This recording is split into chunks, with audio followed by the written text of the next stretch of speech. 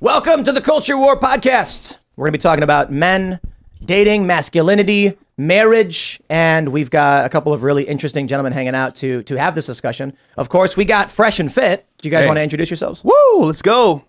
Fresh and Fit, one of the most controversial podcasts on the internet. We talk about a bunch of things, whether it's making money, how to date properly in a modern day world, getting in shape, getting your fitness on point, and just becoming a better man in general. The number one male self-improvement podcast in the world. Let's go. Well, who are you guys individually?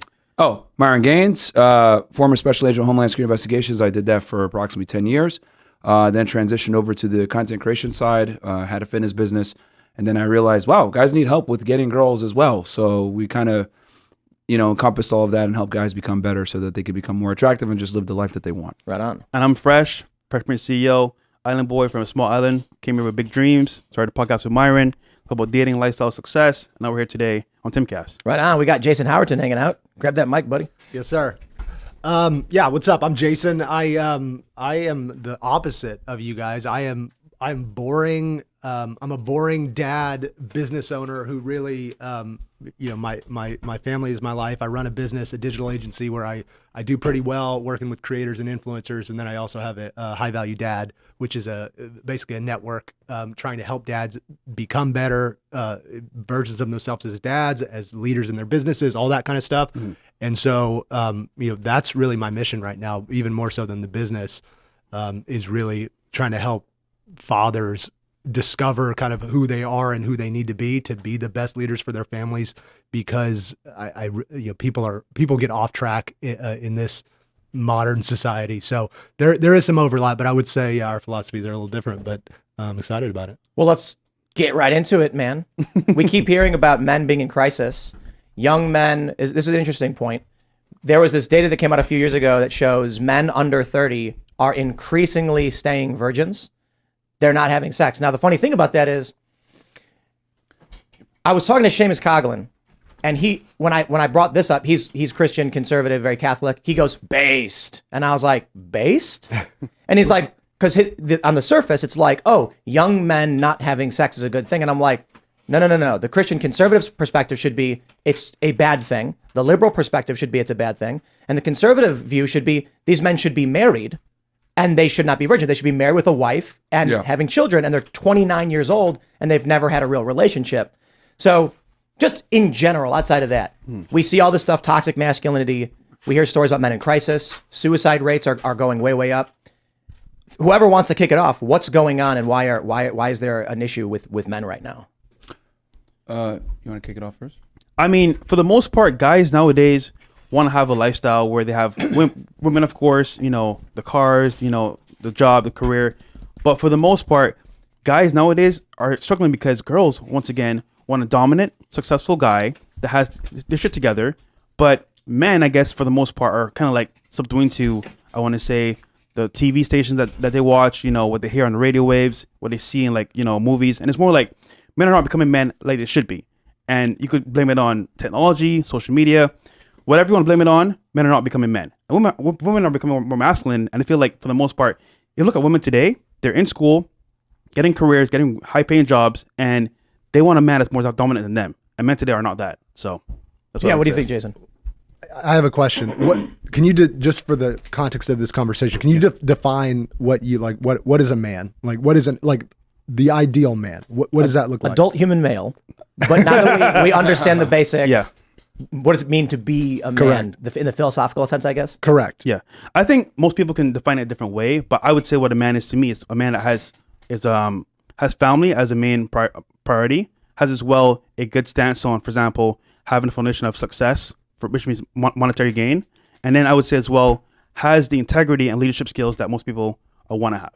Okay. That's fair. Yeah. And so, so this is what I would say is that for men today, they're getting a lot of conflicting messages on what they should be doing, right? You have one faction that is telling them that their masculinity is toxic, that it's sexist to open doors for a woman, and all these things equally as bad. And then there's kind of another faction that is telling them a couple of different conflicting messages. One is to abstain from doing some of the things that traditionally are masculine, like being aggressive in your career, growing as a professional. And then there's another faction that says, I'm just going to be blunt about it, like for lack of a better way to phrase it, like get money and bang bitches basically is like, that's kind of like the what I see across the internet of this masculinity. I mean, that's a good start though. Okay. What'd you say? Get money is a good start if you're trying to build a foundation for yourself as a man. Absolutely. I would argue with the bang bitches part. Okay. I'm not here to be the Puritan at all. I'm not like the morality police saying sex is bad or like don't have sex with women. Not at all what I'm saying. What I'm saying is that when you become a man, when you're out of college and you need to start charting your path to become a functioning man in society. And ideally you want to be a high value man, right? You want to become something of substance. Your goal should be to meet and engage with women in a healthy way. And if that results in, mutual sexual behavior, great, do your thing. But in my opinion, in your head, you should know that what you're working towards is to build a family, because I don't think you even become a man in the real sense until you have a family. It changes you in ways that I can't really even describe. Like it turns you into a different version of yourself to where your entire life you're focused internally on what you want and chasing pleasure and chasing, various things. When you have a family, it completely flips that inside out and you become a selfless protector, provider of your clan. And so dating should be in pursuit of that. I'm not saying it should happen instantly. Maybe it takes you 5 years of dating and maybe a lot of sex happens and it's great. Like sex is great. It's fun. It's cool.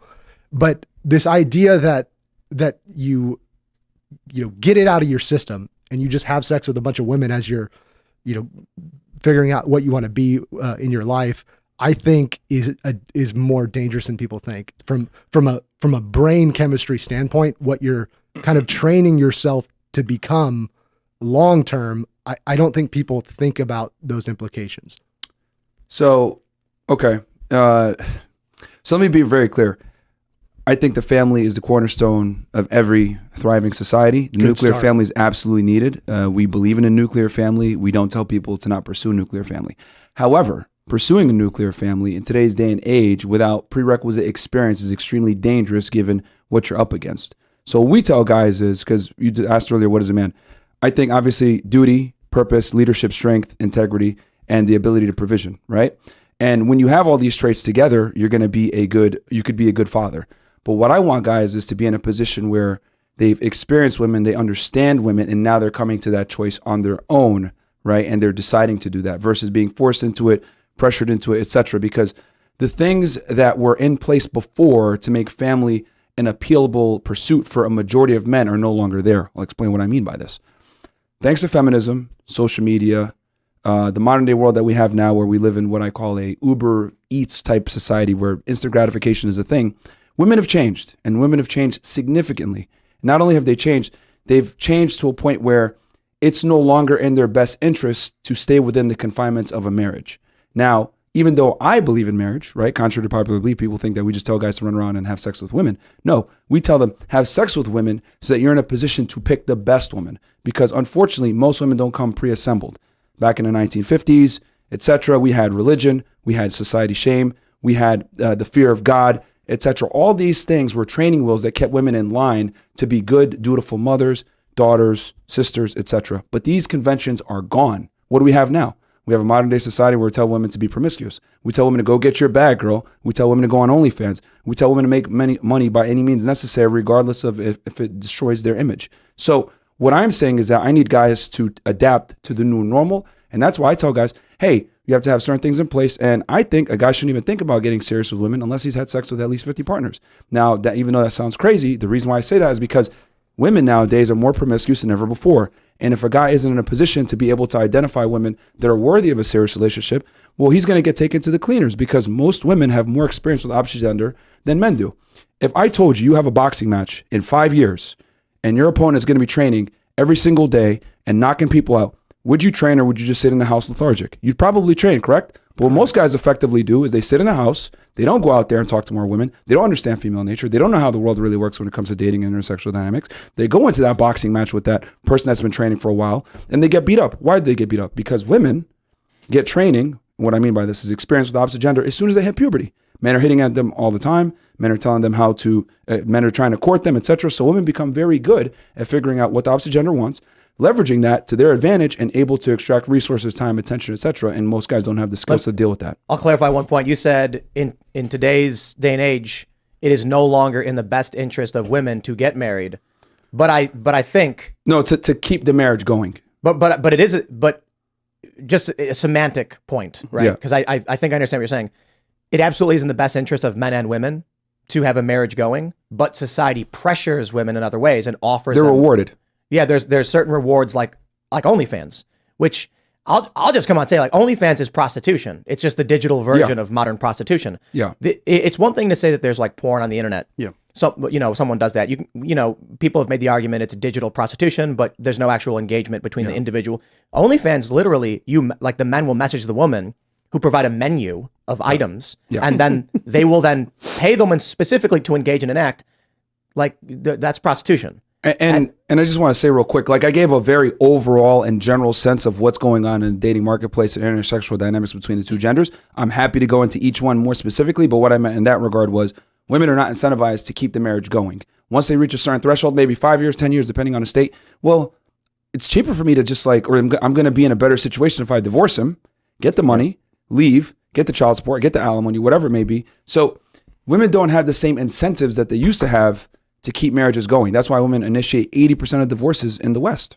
Okay, so part of my issue is a lot of this is we're speaking in generalizations, right? Of course. So I think sure, but I think just like anything else, I think your experiences or your opinions are based on your experiences and what you've learned throughout your life, and I would push back to say at least telling men as a general rule that those things are true, I don't think you're doing them justice. Because what specifically? Well, number one, that women are not, there are not women out there who are incentivized to, like, when you build a family with a woman, and it should be very selective. You should be very, very careful of who you decide to start a family. But that's my whole purpose, is to say most women are not necessarily going to be in that position to be worthy of a relationship. So you have to be extremely selective, because girls how don't come it pretty. doesn't require you to sleep with 50 women to get to that point. But okay, let's say not 50. That's a lot of people. That is a lot of women let's to say sleep with.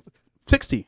40. Okay, and then we also, don't know. So Now- generally no- speaking, 50. it could be 5. Let me clarify. When I say 50, I'm not saying you're at 41. Hey, you found the right one. Hey, man, no, you still got to do 9 more, dude. You got to keep going. That's not a steadfast number. But what I am saying is, in general, right, 50 is going to put you in a position. What I'm more interested in for the guy is to have the correct mindset to assess female character and to understand female nature. And I know at around 50, you have some semblance of how women move, because the thing is that a lot of guys don't understand that men and women are really different in how they approach relationships, how they view the world, how they deal with their emotions, etc. Most guys think women are like guys. They're not. Yeah. They're completely different. And I want guys to have an understanding, a fundamental understanding of female nature before they get into something as serious as a marriage, where the woman can absolutely destroy them, because she has all the cards once you're married. Yeah, but you don't need to have sex for that. That's what I'm saying. Well, Okay, go ahead. once again, when it comes to dating, right, it involves everything.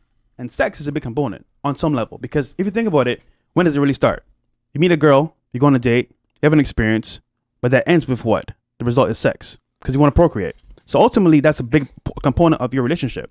Now, if you don't have that in place and that doesn't happen, are you really dating that person? You're not. So that is important. The other thing too is the reason why I want guys to have that sex is because for men to be good with women and to pick the right girl, they need to have something, what I call an abundance mindset. And we don't have an abundance mindset, and you're operating from a scarcity mindset. Any girl that throws you sex or gives you some type of intimacy, you're gonna be like, oh, I'm gonna commit to her. So I want guys to know what it's like to already have had sex with women, understand that it's not that special. I need them to get desensitized to it to a degree where they're able to assess the woman on her character versus her sexuality. So many guys make the cardinal mistake of, she's hot, she's great in bed. I'm going to commit to her, not knowing that she's crazy. She's not a good candidate for a long-term relationship, and they get taken to the cleaners. So I just want guys to have an abundance mindset. And a lot of times when a guy isn't sexually experienced, but the girl is sexually experienced, it comes back to what I said before. If you're going to go into that boxing ring with someone that's been training for the past 10 years and they know how to deal with the opposite gender and you don't, well, she's going to finesse you. She's going to say all the right things. Oh my God, I've never felt like this before with a guy. You're not going to know how to defend against that when you don't have the same sexual experience as a woman. You have to understand that the advice that you're giving, you can be nuanced with it on a long form podcast like this, but the advice that you're giving, most men are gonna internalize that and think, especially young men, that the goal is sex. Like that's the tunnel vision goal, is to have sex with a lot of women. Like that's what we need to do. And so I don't know if you've ever thought about what happens from a brain chemistry standpoint when you have something as high, something with as extreme of a dopamine response as sex, when that becomes your primary driving factor of what you're trying to accomplish. And say you accomplish that repeatedly over years, and say over 5 years, your goal is to meet as many women and have sex with as many women as possible. But that's the end of the goal. Like, I want to meet women. I want to learn how to engage with women. I want to have sex with women. What you're doing is you're training your brain from a you can't get past this. It's this. You could replace this with anything. You replace it with cocaine. You can replace it with any addictive behavior of what happens in the brain. It's going to imprint on your brain that behavior, that when you engage in that behavior and that pursuit, you're going to get this big, once you finally achieve it, this big dopamine spike, big. And then you're going to get a big dopamine crash below baseline. And over time, what you're doing is you're training your brain, and you really, at some point, it's more subconscious than anything else, that is the pursuit that you must engage in to get that feeling, whatever you want to call it, that feeling of accomplishment, of what you would think is happiness, which is not happiness. It's fleeting happiness. But that becomes then the pattern that is imprinted on your brain. And to get out of that I'm talking about neural pathways that bond very strongly. And to get out of that, you have to physically rewire your brain. And so my concern with this advice is that by the time the men are ready to settle down, to have kids, to be the best, what I think, I'll die on this hill, being a dad and having a family, there's nothing in the world that will ever be as satisfying or give you the feeling of accomplishment and purpose in your life, period. I'll die on that hill every day. And by the time they're ready to do that, in order for them to get into that state and not still be in this cycle of needing to get that dopamine hit that they've been trained to get over years and years, you have to rewire your entire brain. And that takes time, and it's hard. Trust me, it's hard. It's really hard to do. And so that results, in my opinion, that's infidelity in marriages, it's divorces, it's fatherless homes, which then creates a whole nother cycle over and over again of this same cycle of chasing pleasure over purpose. If you're chasing purpose and along the way you're having sex and meeting women and becoming good with women, but your purpose is focused, and it almost feels like you're almost there, but there's just some parts of it that I don't fully agree with, but that's the secret. Like, it has to be driven to purpose. Yeah, I want to bring something up, but you make a very good point, and I understand that. But I could argue as well, if I stick with one woman, right, multiple times, I wouldn't say during a period of like a relationship, isn't that the same thing? And as well, let's say It's not the same thing. Why? Because it's you're pair bonding. It's not you're pair bonding and you're building a relationship. Unless you're just using them for sex, then it's, yeah, sure, maybe it's the same thing. But if you're with a person and you have an intention of building a life with that person, and you're pair bonding and you're learning how to communicate effectively, and you're doing all the things to build yourself up as to become the leader of a family and the leader of that unit, it's not the same thing. So I'm with that person, but I don't know from experience if she's good for me or not. And as a result, I made that choice not knowing. So I ask you a question, right? When you go to buy a car, I'm not saying a woman a car, I'm just giving you an example here. When you go to buy a car, right? What do you do first when you buy the car? You go to your salesman, talk to them about the car, test drive it, and you go buy it. I'm just saying, for most men, sex is a goal, but not the end all be goal. It's a part of the equation. I'm just saying have that as a part of your repertoire. So when you meet the woman, all right, sex is good. She's good as a person, as an individual, good family, good to be a mother. All right, full package. I can make it. I have a choice here that this is a good woman for me. That's what we're saying here. We're not saying that that's the end goal be all. And for you to be able to come to that, rationally sound and logically sound conclusion that this girl is the right one, you have had to have dealt with a bunch of women that might have not been the right one. And what I'm saying is that in today's day and age, most women are not worthy of a long-term relationship. So guys need to be able to vet women correctly. Otherwise, they're the ones that take all the risks. So I get what you're saying, where you're saying like, hey, this might be destructive, but sex doesn't affect men the same way it affects women with pair bonding and having high partners. There's plenty of guys that can go ahead, have a bunch of women, and then go ahead and decide, you know what, I want to settle down now, because at the end of the day, men are the ones that pick who they commit to. It's just not true. Like you're right about the pair bonding aspect, but it's not true from a brain chemistry standpoint. When it's just science, and I wish like Andrew Huberman was here. He could explain it much better than I can, but like you can't get away from the brain mechanisms of what I'm talking about when you are casual sex that is not based in a relationship. You have sex with a woman tonight, you have sex with a woman tomorrow night, whatever. And I'm sure you guys do really well. You're wealthy guys, you're good looking guys. Like I'm sure you guys clean up well. Pause. But like, but that behavior, it is high, really extreme dopamine. I understand that. Okay, and I understand promiscuity can affect both genders negatively. I understand that. So I want to address this because I agree on the you're better off not being as promiscuous. I understand what you guys are saying though, and I think I'm curious. It sounds like you guys are saying, hey, this is the way the world is. You have to adapt to it. Yeah. And your view is more like, no, we should not be engaging in these things. But let me show you this graphic from the Washington Post. This is an article that has been around for some time. Young men driving the decline in sex. Share of men and women between the ages of 18 and 30 reporting no sex in the past. 28% of men, 18% of women.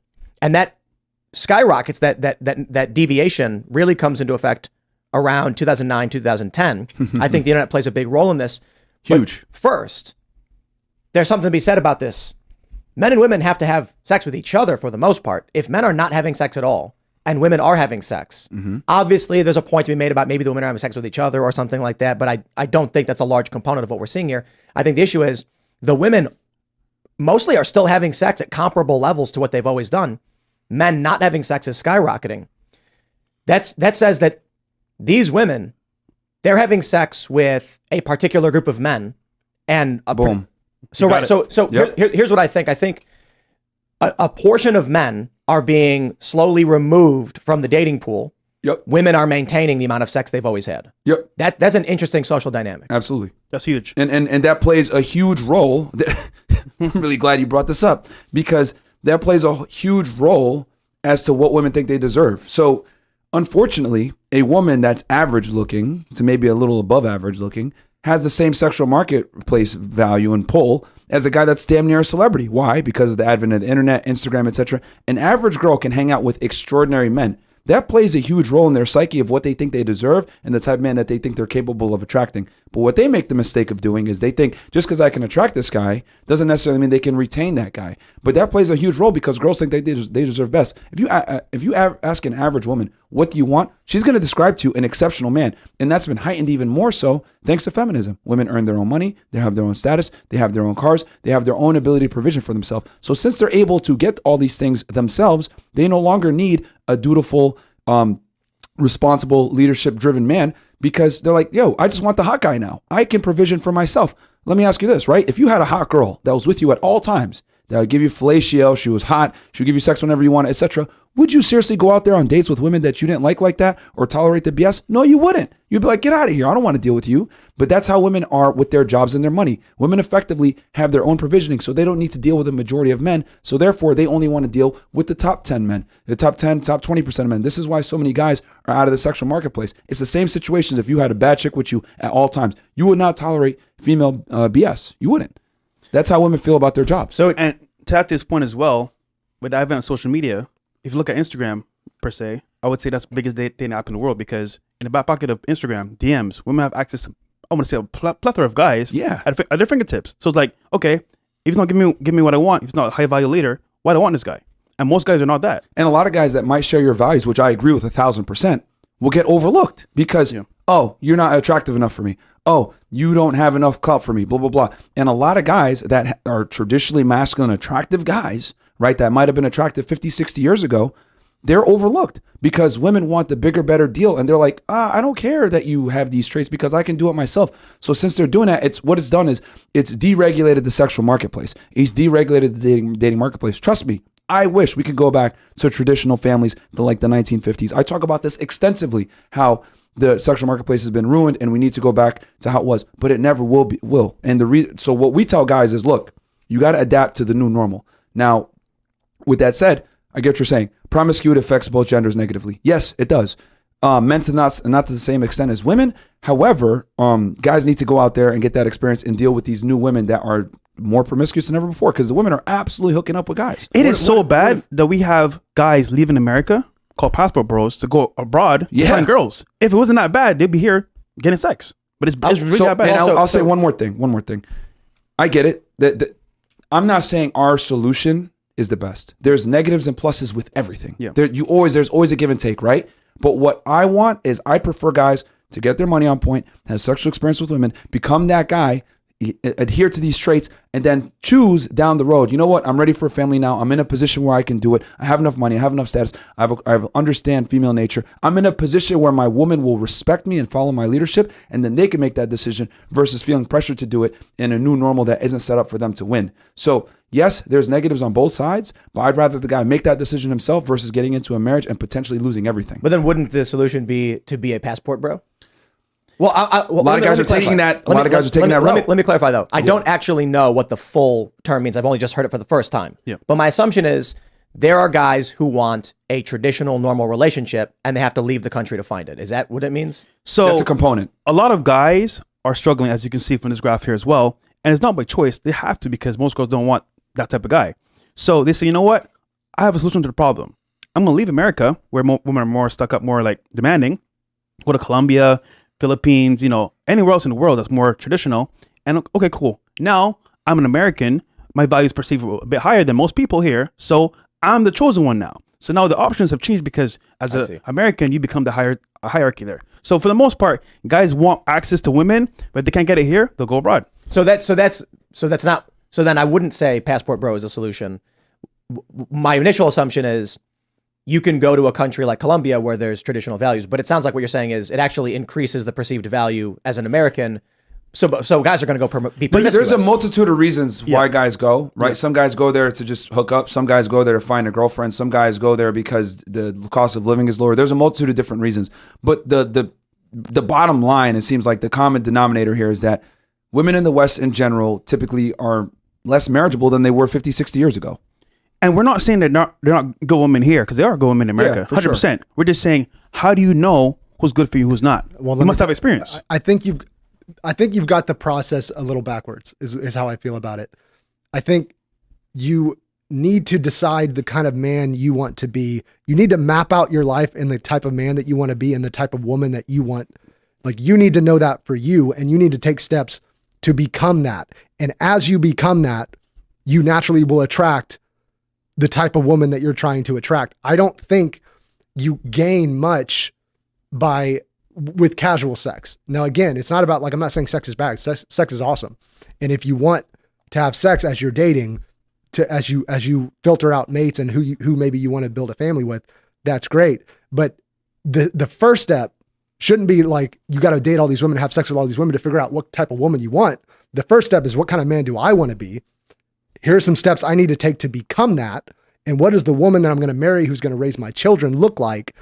And then you actually have a roadmap to then go out when you're dating and get off the internet. Like, I feel like part of the problem here, obviously with this graph, it's porn, it's dating apps, it's social media. Yeah. And I think it's completely skewed everybody's vision of what the average woman looks like, because the average women that you see on Instagram are not the average woman. I'm just going to say that. And I think men have lost the ability to just go into a coffee shop and pick up a woman and get a number. You can't do that.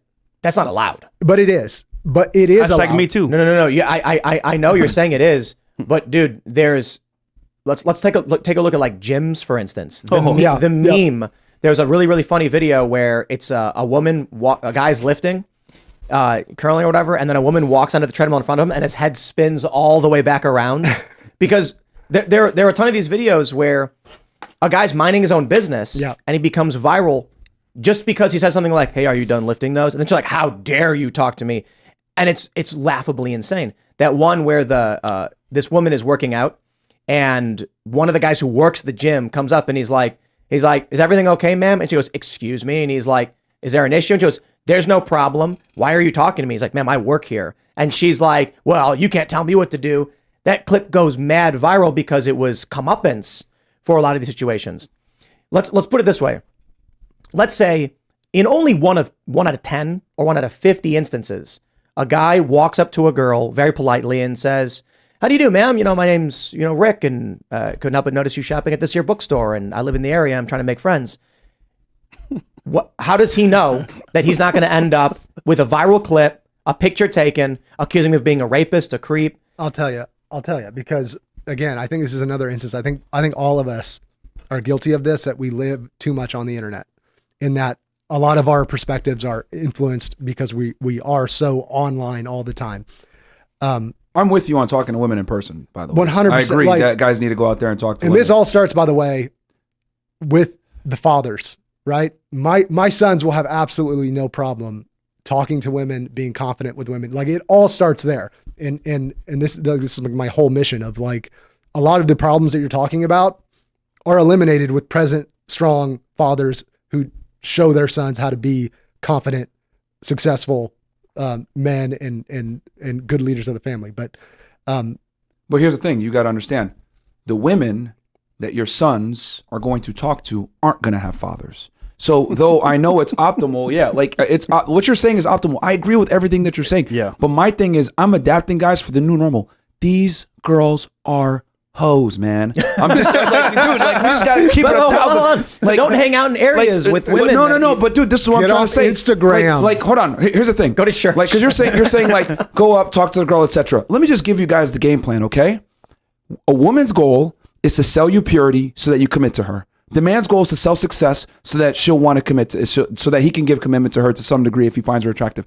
I want guys to be able to detect if a girl is actually pure or not. The only way you're going to be able to see a woman's character and her purity, because she's going to tell you a bunch of BS, you need to get out there and deal with girls. You need to be able to pick up on certain red flags that you're only going to gain through dating experience and dealing with a multitude of women. But you won't know the better. Dating and having sex with 50 women are different things. Like, how long would it take to date 50 people and have sex with them? Okay. Like, cause I think like that's they're saying a month and a half. No, well, we're not saying that. We're not saying that. But what I am saying is that the reason why I say 50 in general, right, and it's a very controversial take, is that because, dude, if you go to a university, right, and there's more women going to college now than men, by the way. Women dominate college attendance. What do you think the girls are doing there? They're besides pursuing useless degrees, they're smashing. These girls, I know girls that will get laid like 20 dudes in a semester easily, if not more. So by the time a girl's, done with Greek life, done with college, etc., pursuing her master's degree or whatever it may be, a lot of these girls will have double-digit body counts. And I don't want guys to go into a situation where they have 5 bodies, she has 50 bodies, she's going ahead and selling him purity, telling him what he wants to hear. He doesn't know better because he hasn't dealt with enough women. And then next thing you know, he's getting finessed. Aren't you contributing to the problem though by having sex with a bunch? Aren't you just creating more? Yeah, you men have to have sex with women. Wait. If women are going to have bazookas in the sexual marketplace, I'm going to arm the guys with the bazookas to fight fire with fire. I got you. Social media has already armed them, my friend. TikTok, Instagram, there's no denying. Yeah, you said get off of social media. Bro, no one's getting off of it. They're actually more in tune to it, and as well from young ages. So ultimately, they're being brainwashed by social media from the very beginning. So at the dad, it's not you can help counteract, but not all the way. I think where we're becoming like, I say this ironically, arch enemies on this topic is like, you guys kind of seem like you want to exploit the current culture to the best of your ability. I'm more of like a resist guy, and maybe that's naive of me, but I'm more like, fuck that. I'm resisting this new reality, and I want to create the type of men who are better than this. That's exactly how I see it. But I wouldn't say exploit. I think they're Adapting to it. We're adapting. Sure, that's a better word. Like you're giving the ideal, which I agree with, Yeah. but I'm giving the real of what they really are dealing with. These women are not the same, dude. Like if it was 1953 and the girls came, from a God-fearing household, they had their father in place, religion was a thing, shame was a thing, there was no social media, women actually were women and they were feminine and they weren't the masculine, butchering, ridiculous women that they are nowadays, I would tell you, yes, let's do it. But unfortunately, I cannot dispense that advice. That is the equivalent to giving them a butter knife and telling them go into this gunfight. These women are different. They've changed. Men haven't changed, but women have. But stay away from these areas. Like I don't think the situation you're describing affects people who go to church. A little bit. What? Tim. Okay, hold on. No, Guys, let me explain. Okay, a guy who lives in a small town, rural area, who meets, Jason, who is in church, and then there's a beautiful young woman, and then after church, as everyone's leaving, they're talking and everything, and they say, "I want you to meet my niece. She just moved into town. She's from another small town." You're not going to run into a hoe with 50 body counts, most likely in that scenario. You are right. possible. However, once again, this thing here called a cell phone permeates homes, bombshells, everything. Because guess what? That girl that's a small town girl, she might be beautiful, young, and purity wise, but she can on TikTok. Her friends hit her on social media. Come with us to Miami for a vacation, girl. Leave your husband for a little bit. Go to Tulum. The moment she leaves or gets on social media, it's a wrap. Because guess what? That whole, I want to say, agenda of, okay, stick to one man, family is great. But once this gets into her hands, bro, you never know. You never know. Really? Okay. Here's the deal. I would get. My wife doesn't know who y'all are. Okay. God. I would give you her number today. Yeah. And give you as long as you wanted to try to infiltrate that with money. Well, you can't do it with money, but with whatever. He looks at his watch. I got one too. I got one too. You got that nice Rolex. I said, nice watch. You I got can one use too. whatever tools at your disposal. Yeah. And I would bet you $1 million, a real offer. And you picked a good one. Good. Okay, but And so that's- this is what I'm saying. Who are we talking to? Because I thought we were talking to the 1%. Like we're trying to talk to the 1% of men, right? The high value. We're trying to build high value men, right? That's all of our goals, right? Yeah. So I feel like the advice that we're talking about right now is for the general population, which is debauchery, casual sex. Like I'm Fighting talking fire with fire. Okay, man. but I'm talking to I want to talk to the 1% of men who are willing to, however many women, it doesn't matter the number of women that you have sex with. It doesn't matter as long as you're in pursuit of that purpose. But I'm talking to this 1% of men who are willing to find the woman that I'm referring to when I talk about my wife, to find her, to wait for her, to commit to her, and to do that without and being sure enough in yourself as a man that you don't need to do all this other stuff, because there is enough women, good women, for the top 1% of men. There might not be enough women for every man, right? Because not everybody's high value, not everybody's going to be that 1%.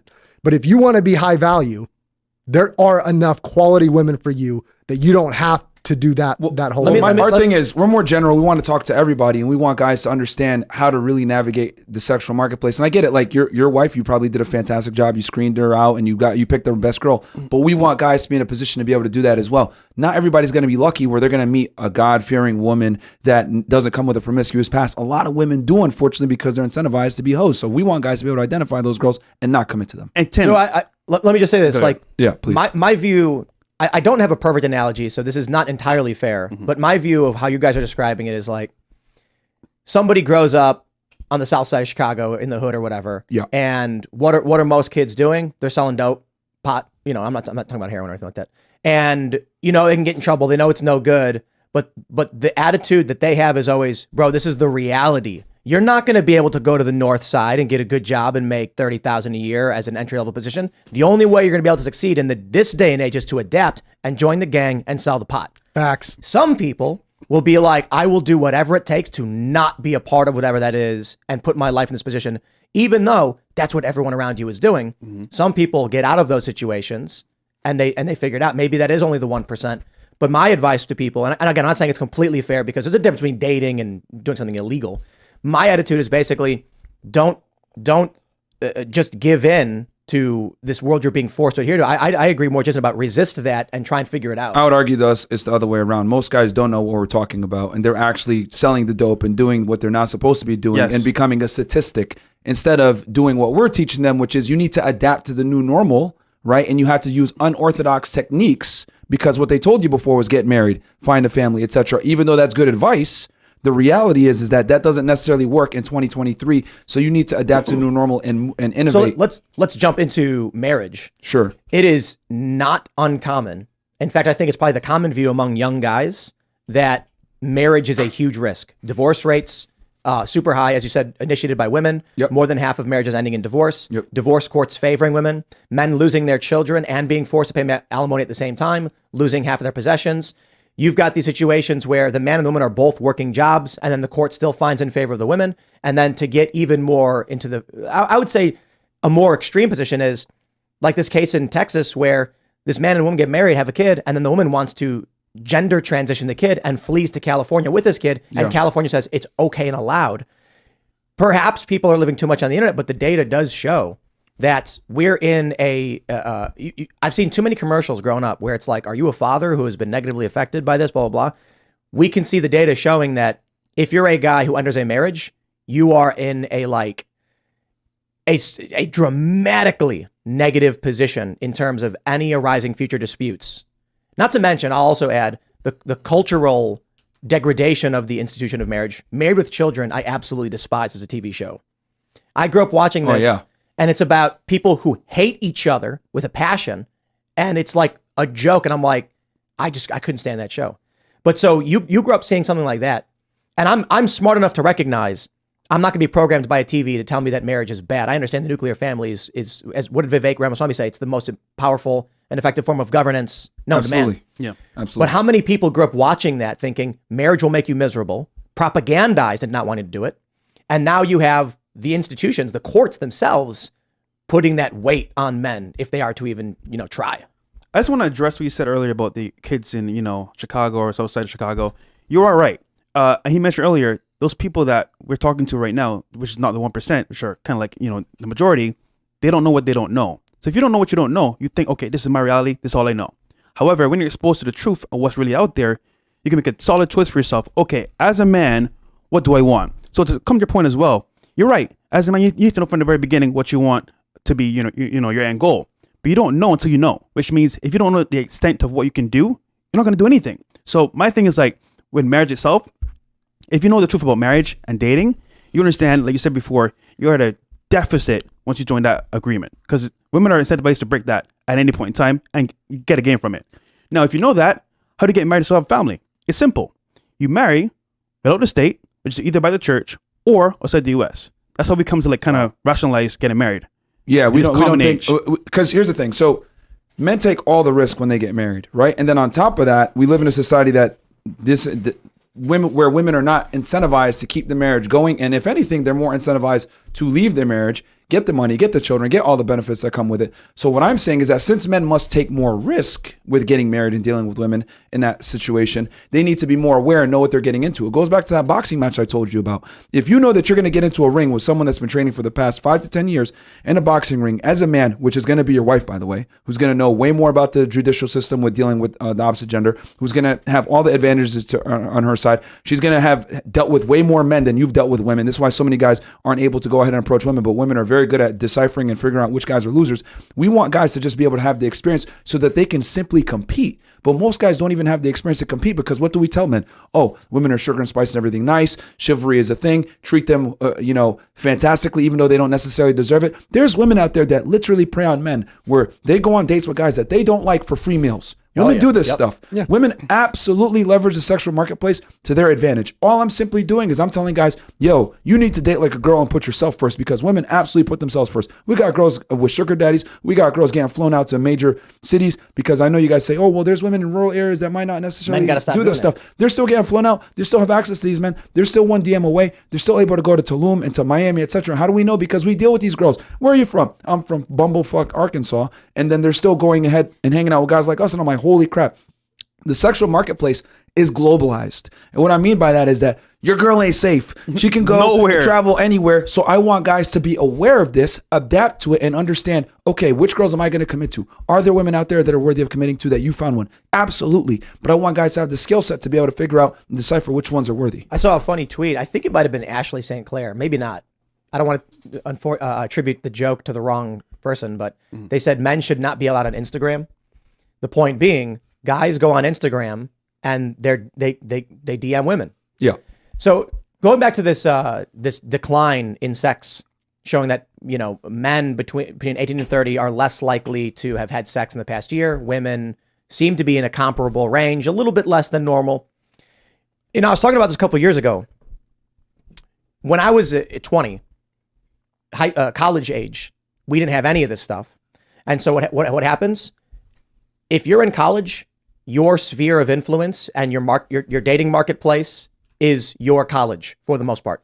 There could be overlapping colleges. Like if you're hanging out at Columbia in Chicago, you might have someone who's going to Loyola. They might say, hey, there's a party, come up here. But for the most part, 18 to 22 is this dating pool range.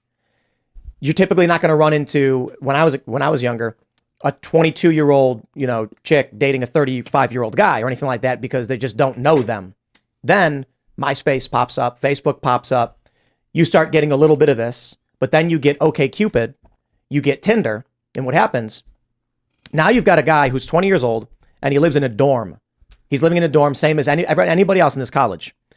He sends a message to a 20-year-old girl that he knows that they met at a party or they have class together, and he's like, hey, do you want to come hang out? Sure. This guy's kind of attractive. She likes him. What are you doing? He's like, we're hanging out at home. We're watching a movie. We're going to order pizza. Or we can just go see a show, down the street at one of the venues. And she's like, oh, that sounds really fun. Then she gets hit up on Tinder by a guy who's 35. Hey, you want to hang out and go do something? Sure. What do you have in mind? I'll come by, pick you up in my, Mitsubishi Spider convertible. We'll drive down to the lake. Then I'll take you out to a nice dinner and we'll have steak. Which one is she going to pick? Now, of course, some women are going to be like, I'd rather hang out with my friends and my community. But there is an increased pressure now where younger women have access to higher value guys. And I mean that in status wise, wealth wise, access. And it's a question of this dude's going to bring you to a rooftop bar downtown. He makes $70,000 a year. He's not the richest guy in the world, but for you, a broke college student in debt, he's going to buy you a nice dinner. He's going to get you drinks and you're going to overlook the city. And then, that sounds so much fun. Or you can hang out in the dorm with your buddies who are also poor. And here's the other thing too. One of the biggest complaints that we get from guys that are in the dating marketplace is the flake rate. Women plan a date with them. Oh, I'll come out with you, blah, blah, blah. And then she doesn't show up or she doesn't respond to text or whatever. Anytime a girl flakes on a guy, what it simply means is something better came along. And thanks to the internet, thanks to Instagram, thanks to dating apps, etc., which dating apps heavily favor women, by the way. Guys absolutely fail dating apps. Only about 5% of guys even get swiped right in the first place. Women have more abundance than ever before, and they have more options than ever before. And I don't think guys understand. We've interviewed 2,500 women now at this point on our show from different socioeconomic statuses, different professions, different backgrounds, different everything, countries right? Different too. classes, different countries, countries, social structures, religion, everything. We've literally interviewed women at all different levels on our podcast. And what I've come to realize is the abundance of options that modern day women have is absolutely influenced how they view the opposite gender. Most women, unfortunately, do not respect most men. Most women think most men are below them. They would not date most men. They think most men are invisible, and they think most men are inferior to them when it comes to, I want a top tier guy. Because when I ask girls, what do you want in a man? And we actually ask them, they always describe a guy in the top 2 to 3%. I would say that's, maybe it's too bold to say statistically proven, but I would say we have seen tons of data showing exactly what you said is most likely to be the case. I think it was Tinder or OkCupid's data showing that the average man has a natural bell curve for female attraction and value, and the average female has a super warped curve that they only look at men. They would rate 8. Men that are on average rated 8 to 10 are deemed average. And for men, the bell curve is normal. Like the average woman is average. Yeah. The ugly woman is ugly. The beautiful woman is beautiful. For women, almost all guys, 80% of men, they deem unworthy or unattractive. Yeah. But I don't know if the solution to this then is to say, engage in it. Perhaps the solution is get away from these, areas full of debauchery, go out to smaller areas and find something more wholesome.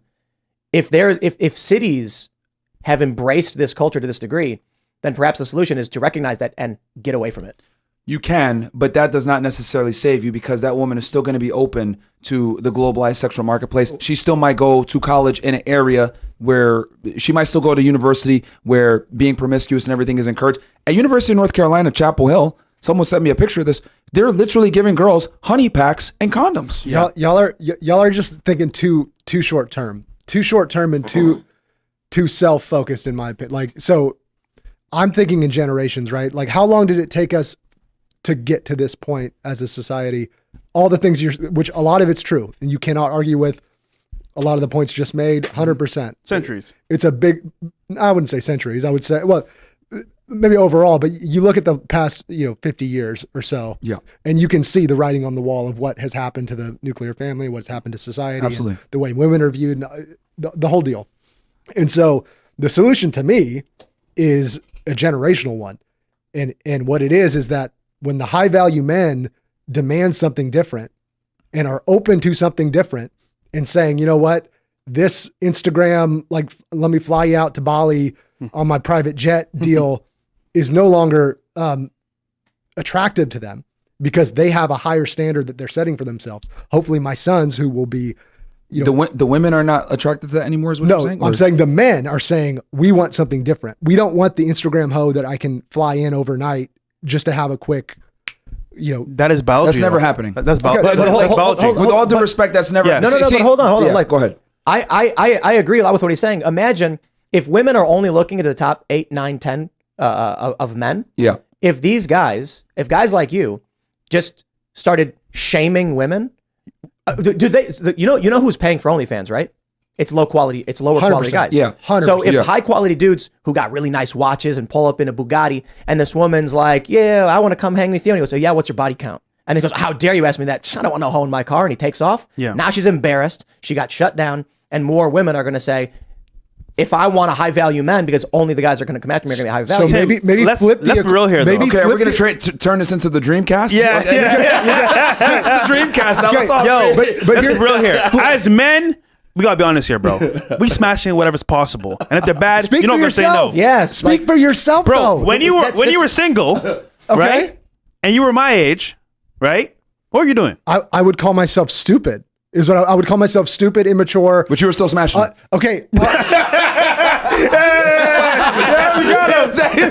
I would call myself stupid, immature, not brought up properly, not taught the things that actually make me into a high value man. So I think you need to flip the equation. You say the women have all the power, but what you're saying is, what we're really saying is the top tier of men, you're saying, get to have their pick of the women.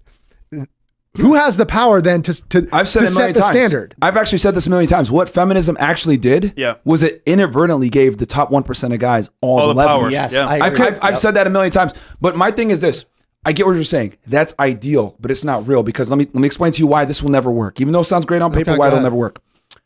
A man that's successful, that has a private jet, that's earned millions of dollars, that's acquired status, etc., they busted their ass to get to that point. You think he's going to sit there and only hook up with one girl? I always use the candy Tiger store Woods. analogy. And he's banging a bunch of chicks now, right? Did you see the Getting in trouble. South Park episode they did about this? Yeah. They were all shocked. Like, how is this happening? That wealthy, successful men keep having sex with all these women. Yeah. What's going on? That's hilarious. That's not And it's because, and it's like, even though we should tell guys, exercise sexual temperance, stop doing this, blah, blah, blah. The guys that become successful are going to look at you, flip the bird and be like, I'm going to continue to do this. I had to bust my ass to get to this position. And one of the first things that guys do once they make money is they start going crazy with girls. So realistically speaking, the guys are never going to stop trying to bang girls. And then the girls that are looking for status and experiences, etc., they're never going to want to keep chasing the top 1% guys, because it's embedded in our biology. And then on top of that, it's never going to change, because women worked really hard during feminism, and they worked really hard to get the same equality and opportunities that men have. So they're never going to go ahead and say, you know what? We want to go back to the kitchen and serve a man and, be a dutiful wife. they They only serving want to them. do that for a small percentage of men that are the same guys that don't want to commit. But see, we are in the game currently, right? You guys might be out of the game. I know you're married and stuff like that. Understandable. I have friends, high value guys, so to speak. They're successful. I see their DMs. I have girls that are cool, beautiful girls. I see their DMs. what do you see? You see them in Dubai, you see them in Miami, you see them in Costa Rica, you see them in everywhere, right? Who's paying for these trips? We are. now, to be fair here, I agree with you. They should stop. But will they? No. So guess what? And hold on. You know the worst part? These girls, some of them are married, have boyfriends, and they'll never know. Oh, I'm going on a girls trip, honey. I'll be back soon. Someone's finding them out. I'm just saying, generally speaking, most guys will never stop. It just feels like what we're saying is like, It's pessimistic. I know. you're saying the system is really rigged. messed up, and so therefore let's just enjoy it. Like I just Not can't enjoy, adapt. Adapt. Let me put my political mind Yeah, to all of please. this and show you the roadmap I see.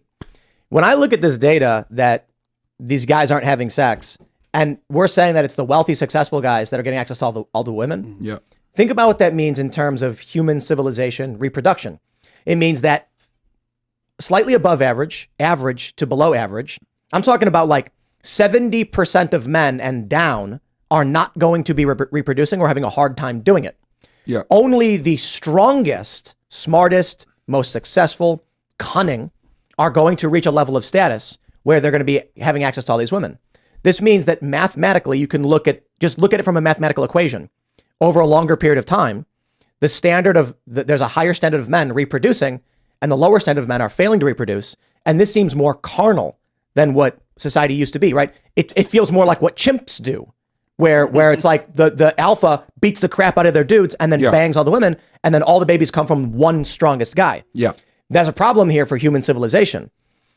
When it comes to other mammal species and the way they engage in reproduction, it doesn't matter to any of us or anyone in these areas where there are, primates or mammals that engage in that kind of pair bonding. But in human civilization, what we do know is when there are large quantities of men who are unpaired, society breaks down. Absolutely. You get crime, chaos, violence, social disorder, and then eventually collapse of governance. We've talked about this quite a great deal when looking at communist nations and the rise of revolution. It is purposeless young men, and they're going to put that energy somewhere. Absolutely. If we're building a system that has cut off large portions of men from dating, they will figure out something to do with that. And idle hands is devil's playground. Yeah. So while you may say in the short term, there is a net evolutionary positive in that the smartest, quickest, strongest men are having are more likely to have families, then you also have to contend with the rest of men will burn that system to the ground. 100%. So Andrew Tate is famous for saying this competition being held at high levels, low levels for men always, right? And look at Nick Cannon. He has 11 kids? Akon, like 20 kids. So you're right. The top guys are getting most of the kids. Trump as well. Now, are you guys Christian, by the way? Are you Christian? I'm not Christian. I believe in God, but I'm not. Okay. So if you're Christian, you know what's going to happen. Revelations, it speaks about it. End times, pretty much like this is going to happen no matter what you do. However, you can save a few people by talking to them directly, telling them the truth. But my thing is like, it's going to happen anyway. So why not just adapt to it, be the best man you can be, and try to win? Because I think you can't really change it, to be honest with you. You can change your life. You can make your, like, I'm very much focused on the things that I can control in my own life, and building a fortress around my family financially, mentally, spiritually. And I know it's possible because I've done it, and I'm not particularly special. Like, I'm not super intelligent. I work really hard, and I've been successful because I was committed to a purpose, and most of that purpose came from my children. Once I had children, it was a different ball. And you can track my net worth and my everything from when my first son was born. It's like a flip switched and boom. Yeah. It's like a different level of purpose. And to, even to delay that for men to get experience or whatever, maybe, because I think what ends up happening is the sex, just because we're men, we're carnal, the sex becomes the purpose over what the purpose should actually be, which should be to start building your life. Part of that's dating, but to say that this is the way it has to be and is always going to be, I think it's just too pessimistic for me. I don't think that has to be it. I'll go back to where I was at when I said society breaks down, because nothing ever ends there. There's always what comes next. And thinking about, as you describe it, if we come to a point where there are too many purposeless, listless men, and they've become sexually frustrated, they've become professionally frustrated, it's hard for them to find work, not only are they competing with higher value men for the sexual marketplace, it's also the physical, actual professional marketplace, and now they're competing with women for jobs too. If this does lead to some kind of social order breakdown, after the dust settles and the revolution, Soviet Union lasted 69 years. Who's going to be in charge of what comes next? It's going to be guys like Jason who have secured and fortified their family and have prepared generationally. If you have kids, you raise your kids right. When everything breaks down, those kids are part of your network, your protection. They're part of what will keep your society going. But if you look at a place like, New York, maybe Miami, where people are not having kids and they're very promiscuous, when social order breaks down, those their lines break. I'll put it this way: you are more likely to survive a conflict with a family than without one. That's the easiest way to look at it. And then if you look at the math for that, I would just say the equation seems to predict if social order does break down because of what we're seeing, with dating apps, with social media. Give it 100 years, and it's going to be people like Jason who are controlling it. I think he just nailed it though. Like the vision I see for what you guys are saying is like turning the entire world into San Francisco, and I'm like, no, but I'm not into that. No, but look, and I hear you. And then San Francisco collapses completely, and then it's ashes with people like you standing on top of it. Correct. Yeah, but the other thing, which I understand what you're saying, like, yeah, you're better off with a family. But what's worse is that you build a family with a woman that wasn't worthy in the first place 100%. because you didn't have the knowledge to do so. We agree on that. My thing is, I'm telling guys, yes, build families, have children. We are not against that at all. The nuclear family is absolutely the backbone of why the United States is the most powerful country in the world. However, what I am saying is that most women are not worthy of building a nuclear family with. I want guys to go into the relationships or marriage or anything like that with their eyes wide open. A lot of these women are not worthy of it, and you need to pick the best one. Okay, so would you tell them, because like there are a lot of points of agreement here. Yeah. But would you tell them that when you choose to slide into a woman's DMs or whatever you do to pick up women, Yeah. that your goal should still be, whether it's your first one or your 50th one, the end goal should still be consider whether or not you want this woman to raise your kids. Of course, but the thing is that, our guy's going to do that. A lot of guys are going to think with their dick, and they're going to want to go ahead and have sex with girls and hook up. But what's the idea? What should they do is what I'm asking. Here's the thing. Identifying what you don't want is just as important as identifying what you do want. So maybe you might need to go through one or two IG thotties to figure out, damn, I don't really want to be with these types of women. Get that out of your system. So my thing is, I want guys to be experienced so that they don't experience the wrong girl, build a family with the wrong girl. One thing really quick, because I have a friend. He actually is on Twitter. I think it's, dang it, what was his name? Bowtied Broke is on Twitter. He was a 6'5" stud back in the day, kind of the epitome of everything we're talking about. Getting all the girls, he had his pick of the women, and he took it. Later on, he did the same thing. He got it out of his system, and he got married. Infidelity was a mainstay in his marriage after he had children. From his perspective, he was cheating on her? Correct. And see, we tell guys, you got to be honest about that. I'll never forget what he said to me, though, because it reminded me of what you just said. He said, everybody told me at the time, go ahead and get it out of your system.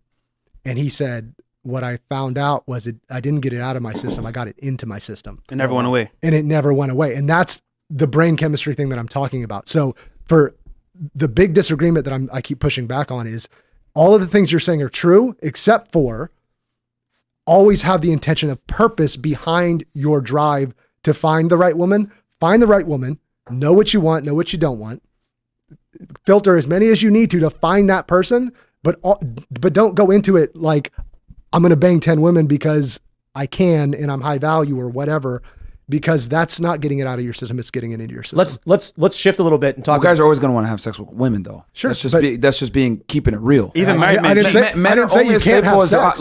Have sex. Yeah, but bro, drugs feel good too, right? Exactly. You've got to have willpower and control, discipline, and you got to teach guys to be able to punch through a brick wall, and that takes time, energy, discipline, and focus.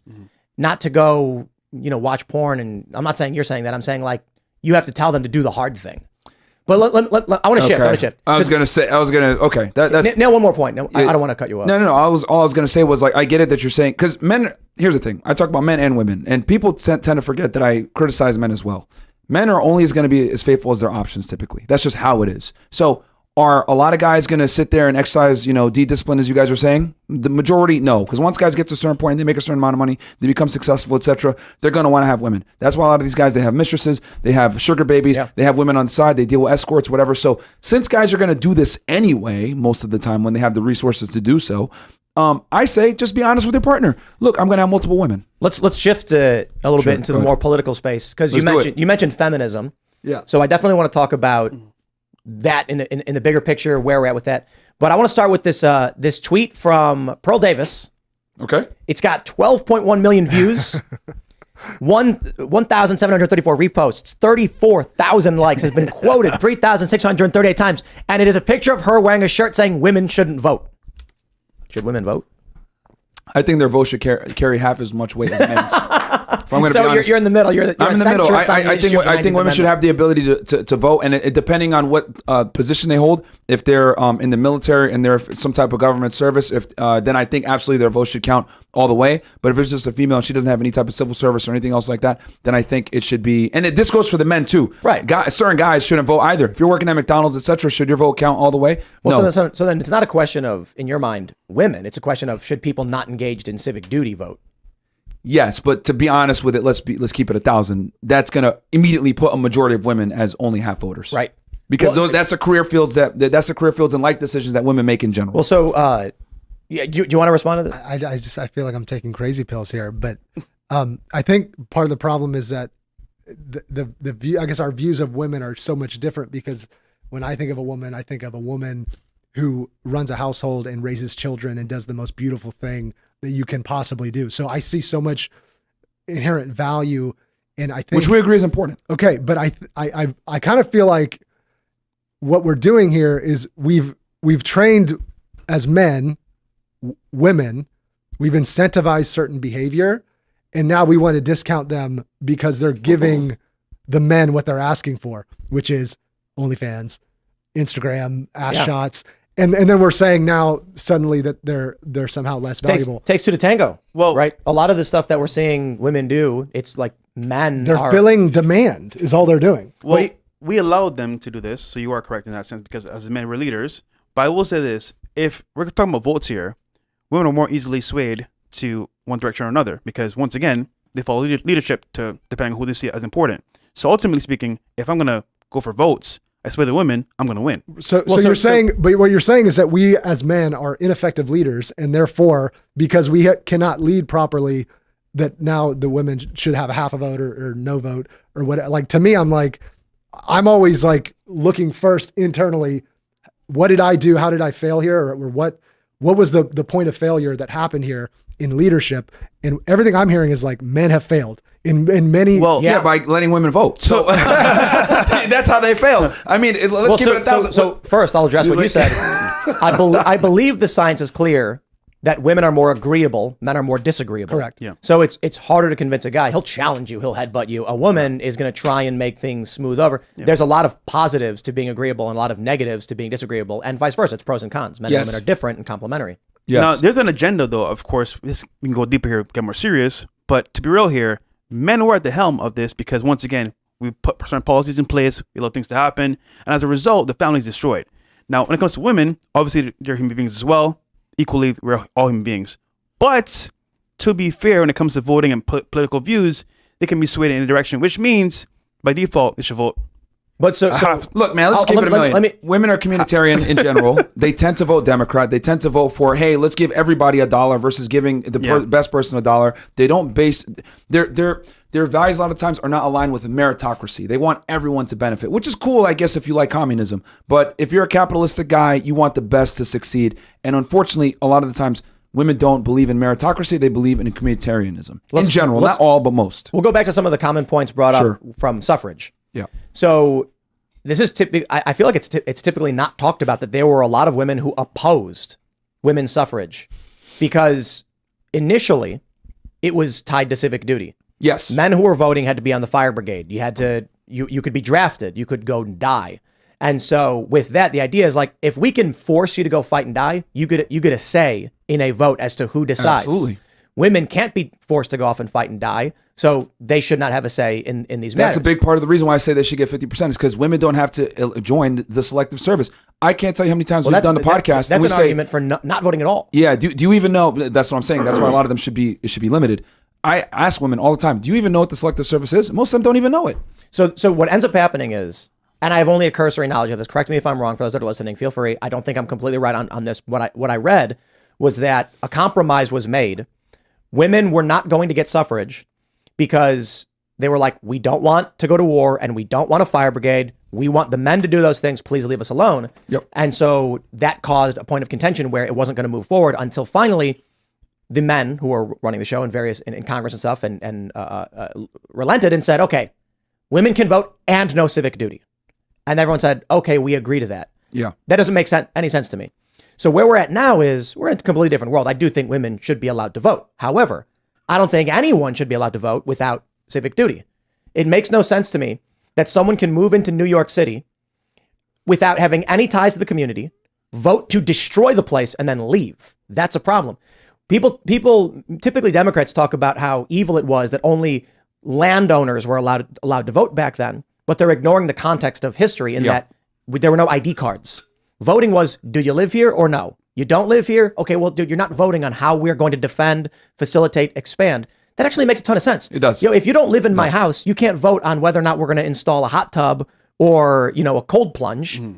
If we're roommates, we get to vote on what's for dinner. If you're my neighbor, why are you voting? Like, why did you invite your friend over to vote on what I get to have for dinner? And now he's leaving tomorrow and you're making me eat garbage food. Well, this is why it's so important to have authority tied with responsibility. The problem is that we're giving people authority with zero responsibility, which goes back to the female voting situation, right? A lot of these women that vote, a lot of times, they don't necessarily know how the government works, how the economy works, etc.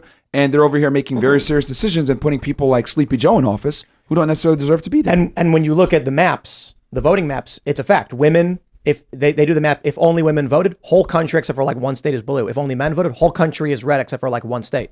I am not saying that means women should not have their vote. I'm saying nobody should just be granted the right to vote in any capacity without some responsibility tied to it. There's got to be checks and balances. I agree. Brilliant. So you got to have some responsibility. IQ test. You pass it, you can vote. No, well, because that's subjective.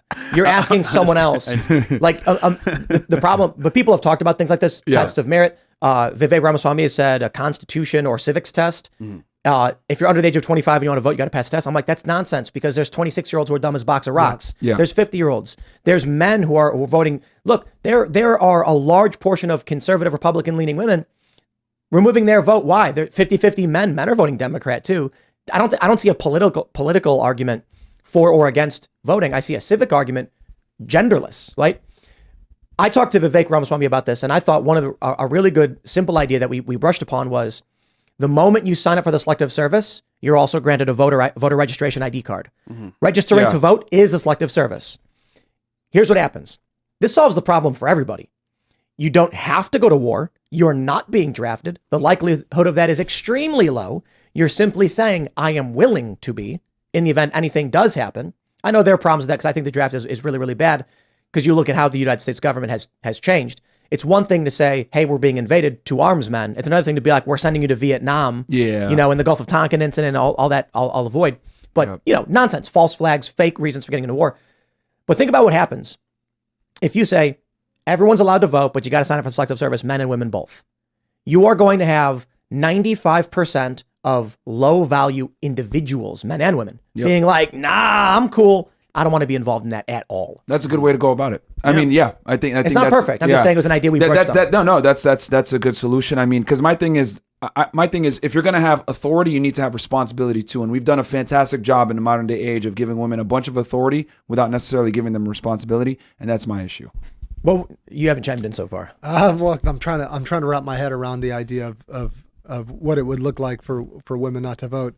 Obviously, I think women should be able to vote, but I'm not arguing that either. I know. I just don't. It's a hard because like there is some merit to some of the things that are being said, but like I don't think there is a solution. I mean I would consider myself more high value, and I personally would not want to sign up for this current government to then draft me. You already signed up for selective service. Just as being a man, 18 years old, you have to. Yeah. So it would just be adding women then. So it's not even about women. It's about the moment you sign up for selective service, you are registering to vote and receiving a voter ID card. That's it. man or women, doesn't matter. If you're a dude and you say, I'm not signing up for that, well, then you can't vote. What about immigrants? If you're a citizen. Okay. Not Yeah, like you nonsense. can't- yeah, you So can't my, vote. my view for immigrants is if you sign up for U.S. service, you should be given expedited access to becoming a citizen. Agreed. Like you're willing to fight for us. Agreed. Follow our rules. You have someone in command telling you what to do. And so a lot of people say like, I don't want to get drafted. I signed up for that. Listen, the only people voting are going to be the people who could be drafted. Right Yeah. now, you've got people who can't be drafted voting on behalf of us who can. Yeah. That's nonsense. I man. agree. Yeah, and that's I why agree I with said that is why in general I say the basis for which why a woman's vote should only be 50% is a big reason because of the selective service. But if they want to join in the selective service or they want to be involved in civic duty or they want to be involved in the military, police, etc., then I'm like, cool. Because a lot of people say, oh, well, women fought for the right to vote. A lot of people don't know what you said before. They don't want to deal with the responsibility that came alongside with it, with having to be volunteer But for fire brigade, this is why etc. it's not about whether women can vote or not. It's about whether anyone. Like if there's a dude who's like, I ain't gonna go fight for this country, it's like, well then don't vote on our issues. Yeah. Don't vote on how Agreed. we spend Agreed. tax money. Yeah. Don't vote on how we defend our borders. Yeah. I really do feel. First, I'll say Go ahead, please. That's a good solution. well, it's an idea we brushed on. Yeah. I don't know it's the perfect solution. I just know that you think about the outcome of that. There's no forced military service outside of a draft, which has not happened in 50 years. I don't see high risk, especially if the people who are not signed up, bro, if you don't sign up for it, you don't get drafted. If you are willing to be drafted, you sign up for it. That does kind of filter out the cowards out of the. It does. the voting Exactly. pool. I don't want to send a guy who doesn't look. One of the problems of Vietnam, the stories we hear is when they drop these guys off on the first landing beach or whatever, and the Viet Cong are shooting at them, they aimed overhead because they were terrified and didn't want to shoot somebody. I want to know that. Damn. Well, first of all, we shouldn't have been in Vietnam. Yeah. Right. But take a scared young dude who doesn't want to fight and force him to fight. That's why we're like, we better get away from that. It's ineffective. We're like wasting economic resources. If you think about it in the bigger picture, that young guy who was too scared to shoot at the enemy would be better off making widgets in a factory Or bullets. or bullets Right. in a factory where he doesn't have to think about it. Yeah. So you say, hey, you're being drafted, but you clearly don't want to do this. So we're going to go have you just get a job. Or not even that. They're going to say the jobs that are available right now are typically in industry and manufacturing. I again, don't know that that's a perfect solution, but imagine you see all these videos of people go to Times Square and they ask questions like, what name? I love this one. Name a country that starts with the letter U. It's the funniest question I've ever heard. And people are like, and then they're like, you can't think. I know you're like, what? And then the guy goes, United States of America. Like, dude, they don't know. They're stupid. They're really stupid. They're voting. Yeah. They're voting. And then they're voting on behalf of you, and you could be drafted. So I'm just like, if I have a civic responsibility, I don't know why these people who don't care, don't pay attention, Well, I think that's a good way to get around it. I like your idea because the people that are voting actually have authority and responsibility. But I could already see the feminists protesting and saying this is sexist and misogynist, blah blah blah. Like this is just a way for us to not vote. But taxes, it's like no. Would taxes at least not be some responsibility though? I mean, like I hate taxes, but like, is that not a civic duty to pay taxes? Like, is that not enough of a buy-in? I think that the current system we have regarding the selective service is unconstitutional. I don't know if the solution is just to say, okay, to make it equal, women can now be drafted too. I also don't think that taxation, there's already too many issues with modern monetary policy, modern monetary theory. Taxes don't actually pay for things. Yeah, taxes just pull money out of the market to control for inflation, and the government just prints and spends as they see fit. The money supply is expanded upon the creation of debt. So taxes aren't necessarily even paying for things. But I do agree in a very basic sense. You could argue we all pay taxes, therefore we all get a say. Okay, fair point. You can't tell me I have to go die for you. End of story. Fair. And we either abolish selective service and conscription outright, or I don't know that makes sense either. See, there's a bunch of problems with this. The draft as we know it in terms of Vietnam, we don't want that. Yeah. That's why everyone's against it. This we're going to stop communism spreading in a different country. I don't care about Vietnam. I get it. Soviet Union was really bad. We don't want them to expand, but they collapsed in 69 years. However, if China lands a bunch of boats on the beaches of, I don't know, San Pedro or something, the major port. Well, they're in Cuba right now. Right, but it's not U.S. territory. Yeah. If they actually invade our territory, we're in the tri-state, West Virginia, Maryland, D.C. area. If a bunch of boats started crashing into D.C., I'd be like, tell me what I can do to help. Yeah. I'm not a fighter. I don't think it's effective to hand me a weapon. If they come invading my homeland, tell me who is running the defenses, and I will do what I can to help. No question.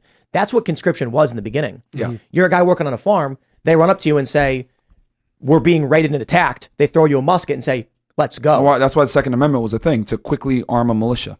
Right. For them. Nowadays, since the last draft, it was basically like, we're not going to tell you why. We false flagged our way to justify the war to trick the American people into thinking it's necessary. And now we're going to force you to go fight. That's BS. Yeah. Yeah. Because of that, we have to have a system in which you can't vote someone to go do that. I agree. And you look at what's happening with Joe Biden, and this gets a little political. It is a fact that women overwhelmingly vote Democrat. Yes. They also can't be drafted. They voted for a political party that is supporting war in Europe, which could lead to World War III. Men did too, but women skew in that direction. And they're not responsible for the war. Thank you. Yeah. So now we've got Joe Biden calling in the ready reserves and the select reserves. This is nuts.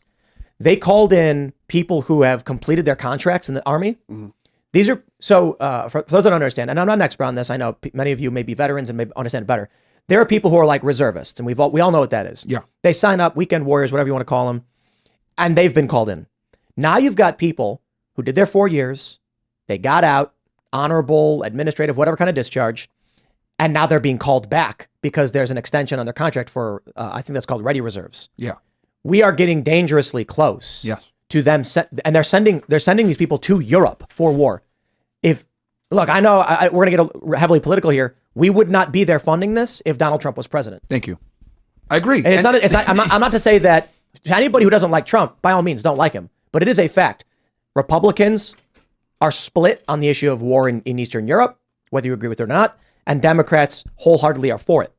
There's an issue there that people like Joe Biden and Nancy Pelosi and Chuck Schumer and Democrats are arguing for the expansion of a conflict in a country 8,000 or some odd miles away that could ultimately result in me being forced to go fight. I mean, I'm 37, so I'd be later on in the draft if it ever got to that. But I don't like the idea that overwhelmingly people who are not subject to those requirements are voting to send me to die. Yeah, they're not going to deal with the consequences and the ramifications of their political choices, which is my issue. Like, if you're going to vote, then you need to have some skin in the game as well. And that's what I'm trying to say when I say, even though, we said, hey, everyone, if you join in the draft, you get to vote or whatever. I could already see the feminists lobbying. Well, this is sexism and blah, blah, blah, because women are not going to be more prone to go to war. We should still be able to vote. And I'm like, well, I know for a fact by implementing that's disproportionately going to put most women in a situation where they won't be able to vote. I'm sorry, they're going to get mad and they're going to complain. But my thing is that, well, hey, maybe that's good because you keep out the people that don't care about this country. You keep out the people that aren't patriots, etc. And honestly, if you don't care about this country, you shouldn't be voting in the first place. I know this might sound personal by and large, but like we have a podcast. We do dating shows after hours with girls. Yeah. We ask a common question to the girls. Name 3 countries. They can't even do that, bro. So someone who can are you picking? That's the thing. But everything to be is honest, generalized through their the people vote that you're counts. talking to. Some of them are their teachers. vote and counts. No, I agree with you So on the look, teachers thing, but I made a promise to myself. They're professionals. Look, Go ahead. listen, I used to ride a motorcycle all the time in Miami, right? I love riding a bike. It's my favorite thing to do. Every time I've been in an accident, it's been by a woman. Now, to be fair here, right? here's 4 guys I complaining said about women on a podcast. I will not let a woman kill me willingly. But with the draft, I'm gonna get killed. And she can't even name the countries, bro. What the No, hold on. Let me break that down. Damn, man. I do think it's fair to say that you guys are probably surrounded by an average kind of person, which means you'll run into a lot of people who are not very learned, right? It may be the inverse that we do a political show here. Every woman we've had on the show has been able to name 3 countries. I have not encountered a single woman, on Culture War IRL who's been like, I have no idea. In fact, I'm going to start a podcast for High Value Dad, and I'm going to do my own dating show, and I'm going to have women on who are effing catches, who are women who High Value men would be lucky to have as the mother. They're going to be married. Bro, maybe so, but maybe not. Bro, if you can do that, kudos to you. I will join That's that. what I'll do. And then, I'll get and one of then those look, women for myself. Exactly. Now, you can do it every week. Fun every week, bro. Because I'm telling you, bro, like we bring in girls with master degrees, PhDs, etc., very educated. They don't care that about doesn't none mean of this stuff. that doesn't mean anything. But to I'm me. just saying. It Like, actually says the inverse. the in my opposite opinion. to me. But that's what I'm trying to explain is that like regardless of woman's education level or her status or whatever, it doesn't change the fact that women generally aren't interested in a lot of the things that we're talking about right now. I agree with that, and that is not to me. I think Some are, but a majority aren't. I would assume. I would assume the average woman can name 3 countries, like Canada, United States, Mexico. Not that hard. And you guys are laughing. I don't know. Maybe it's because you're the people you're around. But that being said, I'm not saying the average woman is a super genius. You know what I mean? I'm not like they're all going to be well. There's a lot of dumb dudes too. I was about to say, I think as idiots. more dumb dudes. as a there's actually more society, dumb we're dudes, yeah. pretty dumb at this point. Yeah. Well, so one thing that It's really both sides. Yeah. Yeah, both sides. So one thing that came up that really pissed off a lot of feminists was something called the greater male variability hypothesis. You guys familiar with this? It means Go ahead. there are more male geniuses and more male morons. Yeah. Now think about what that must be like for a woman. The average guy you meet is stupider is probably going to be stupider than you, but you're also going to run into a lot of guys who are smarter than you, right? It is. So we'll put it this way. Let's say I hate doing bell curve math in my head for 2 different. You've got 100 men and 100 women.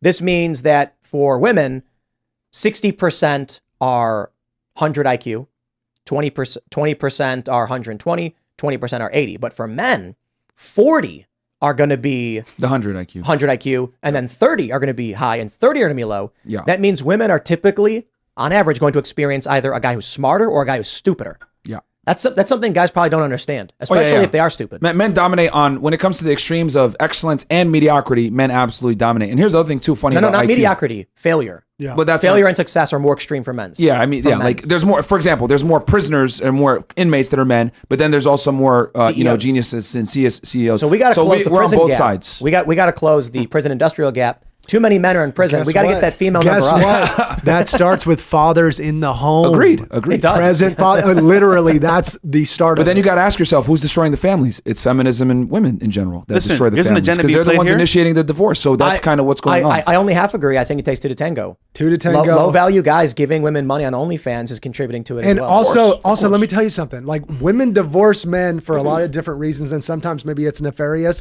but a lot of other times it's because the guys aren't shit. Like the guys aren't pulling their weight. They're not True. They stop. agree. They stop elevating themselves to be who she wants to be with. And so you can't just go into a marriage and think like, okay, now I'm married, it's done. Like if you would compare me 10 years ago when I got married today to who I am now, you'd be like, damn, you're not the same person. Which is at all. why you need what? Experience, because if you jump into that marriage without even knowing how to be a man, you're gonna lose. Let me ask you a Unless, question. but not if you're constantly evolving. If you're No. constantly evolving and getting better, and But I don't know as a young man, I need to evolve. I know, hey, you know what? Go to school, get a job, get married. That's all I know. Correct. So ultimately, you need experience with women to understand this is good, this is bad. that women All right, want cool. progression and they want to continue to right, grow. but Better that's man. but that's only part of the equation because the biggest part of the equation is knowing who is the man that you're evolving to. But you to become. don't. Okay, But the woman is at just 18, a tiny part of hold on. that To be equation. fair here, 18 years old. Do you know who you Of wanted course to be? not. Of course not. That's what I'm saying.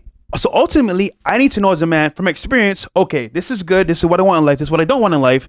Okay, now I'm making a conscious choice to be this man. But if I don't know, I don't know. 100%. So I'm gonna flip it on you. Yeah. Men are the cause of all of the social problems, not women. Who made Because they OnlyFans? enabled it. Yeah, who, they enabled who made it. OnlyFans? I agree. Yeah, they enabled Tim, it. you're a feminist, aren't you? Tim Stokely made OnlyFans. Tim Stokely's net worth is $120 million, according to a cursory Google search. I don't know if that's actually real. these Holy. these net worth things typically overestimate. He's rich, or though. are wrong. $1 million a day, apparently, or what is it? Because OnlyFans continues to pave the way for people like Bad Baby to rake in $1 million a day. People want to know who mate it? Yeah, Tim Stokely is the founder of it. Yeah. when Men absolutely enabled it. I agree. and revel in it.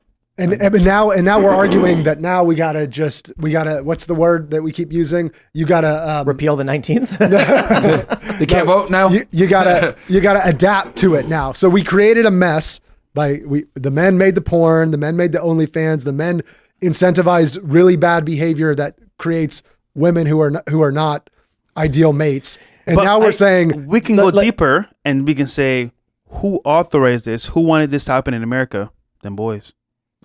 Who's them boys? No. Let me tell you about. I'm gonna start as grandiose as possible. Okay. Alfred Nobel. You know what Alfred Nobel did? I do not. I believe he invented dynamite. Okay. Yes, he did. Yeah. Yes, he And his idea was that miners, people who are mining quarries and such, Not the Epstein. not the Island Epstein kind? thing, Okay. it was safer. You go in and you're chipping away and rocks could fall, you could die. If you plant the explosives, you can then leave, get to safety, detonate, and now it breaks the rocks up. One day, a newspaper, I believe it was a newspaper, accidentally published his obituary in which they called him the Merchant of Death. And it terrified him that that's how he'd be remembered, so he created the Nobel Peace Prize. He was like, I got to be remembered for something other than making an explosive that people are using to kill each other. I think it was like the Haymarket affair in Chicago. Someone threw dynamite or something. And like, so, there's some bad things happen. I'm looking at the history of OnlyFans. And it's just so sad. Tim Stokely got a loan from his father to start a subscription service for performers who can provide photos and clips to their fans. And 2 years later, it turned into the biggest premier prostitution platform in the world. I shouldn't say 2 years later it did. It was bought by a guy who owned My Free Cams.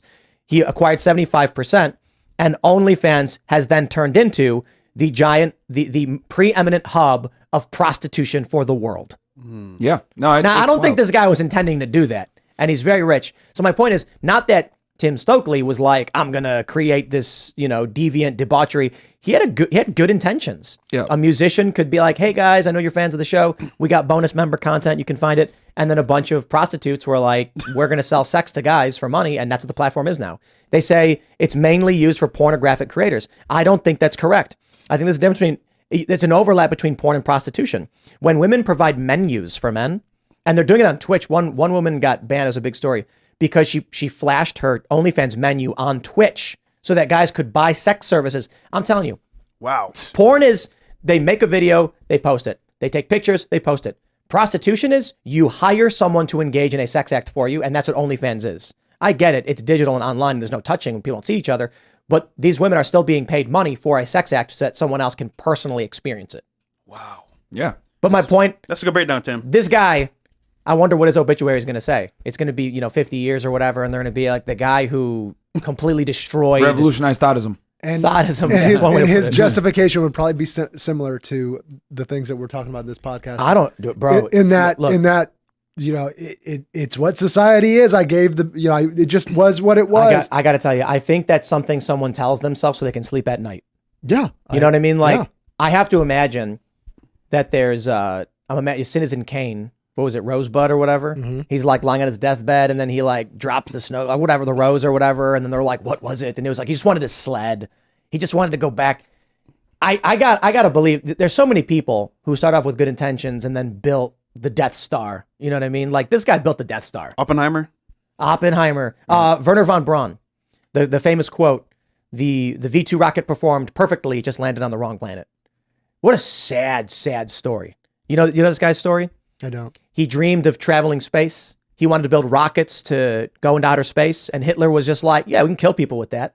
And so that's what he turned into. Oh, yeah, that's brutal. Bro, it's like so much, like the path to hell is paved with good intentions. Well, and not to keep harping on this issue, but like that's kind of what I feel like that for men, because we are so motivated by sex and by some of the things we're talking about, women and sex.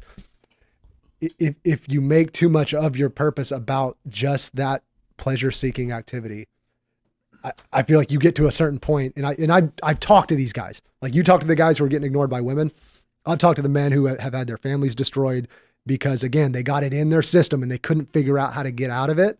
And whether that's Well, then that's whether them that's not cheating having- or porn or like whatever it is, like when you go down that path of the way it molds your mind and creates these neural pathways. Yeah, but it's they're hard to not get out being of it. honest with their partner and saying, "Listen, baby, I love you, but I'm going to have other women." But- and most guys can't have that conversation with their girl. That's just lying to yourself that that's who you are and that's who you always have to be. That's being honest with your no, your it's, woman and yourself. It's accepting that you cannot rewire your brain and change the way you feel. Well, let me ask you this. Hold on. Sex and Why relationships. Why is it that we prioritize the female sexual strategy, her being fulfilled, having a family, being happy, her getting what she wants, etc. But if a guy says, I want to have sexual options and have other women. That's demonized, and you need to suppress your dick. I'm all freedom. If your wife is cool with that, and you guys want to engage in that, I have not seen that done successfully. But this is what I'm trying to say. This is what I'm trying to say. Most men that have options are going to want to enact on those options, and I think it's ludicrous that we say women should pursue happiness and they should be able to do what they want and get the fulfillment of a man, etc. Because men and women are fulfilled in different ways. Women are fulfilled through relationships and typically family and having the highest value guy that they feel that they can get. I disagree. Men, real quick, men want to, in general. Men are fulfilled by different ways, their purpose, etc. But one of the things guys want to do a lot of the times is they want to have sexual variety. And my thing is, if a guy works to a certain point and he wants to have sexual variety and he's honest with his partner, he should absolutely be able to do that. There's a lot that I want to do all the time. There's so much that I want to do. I have 2 young kids and a family. There's so much that I want to do. And I put a wall of discipline around because there are more important purposes and things that I need to do versus what I want to do. And I think I would love to do, like, when you have a child, if and when you have a child, I would love to redo this podcast because I think it's going to reorient the way you think about this issue. I understand that, but I'm saying that's what, but at the end of the day, you're still choosing to do that. What I'm saying is that choice. we Correct. We live in such a gynocentric society that we prioritize the female sexual strategy over the male sexual strategy. I'm saying fulfilled. You can be fulfilled sexually with one partner. No, most men absolutely want a variety of women. But we're designed for it. We're programmed for it. And I'm saying, look, guys, if a guy's going to bust his ass and get to a certain point socioeconomically, physically, be attractive and be able to get a girl and have a family, whatever, I think he should be able to exercise options if he does with being, if he wants to, with, obviously letting his girl know and being honest. The problem is that most guys are not honest with their woman. They don't tell her what they really want to do. They do it behind her back. She finds out and it causes issue. I think guys should be honest about it. And if they have the discipline and skill set to be able to build a family, make the money, etc., they should be able to enjoy the fruits of their labor. You think a woman could actually respect a man? Like, I'm not talking about stay with him because he's rich and is high value. You think a woman would be cool and respect a man deeply as the leader of the family if he's absolutely? She'll respect him even more so. And I'll tell you why. Women are not the same as us. When a man is able to have sex with a bunch of different women, it's social proof. Women are attracted to that. We are not the same. A woman will like you more when she knows that you picked her over the other girls versus she was your only option. Women and men mate very differently when it comes to intersexual dynamics. And women, I would argue, social proof is one of the most important factors when it comes to being attractive to women. Do you think it would not be more attractive to have a man who has options and has people who want his attention, but he gives it all to her? I mean, we can go on the Machiavellian side.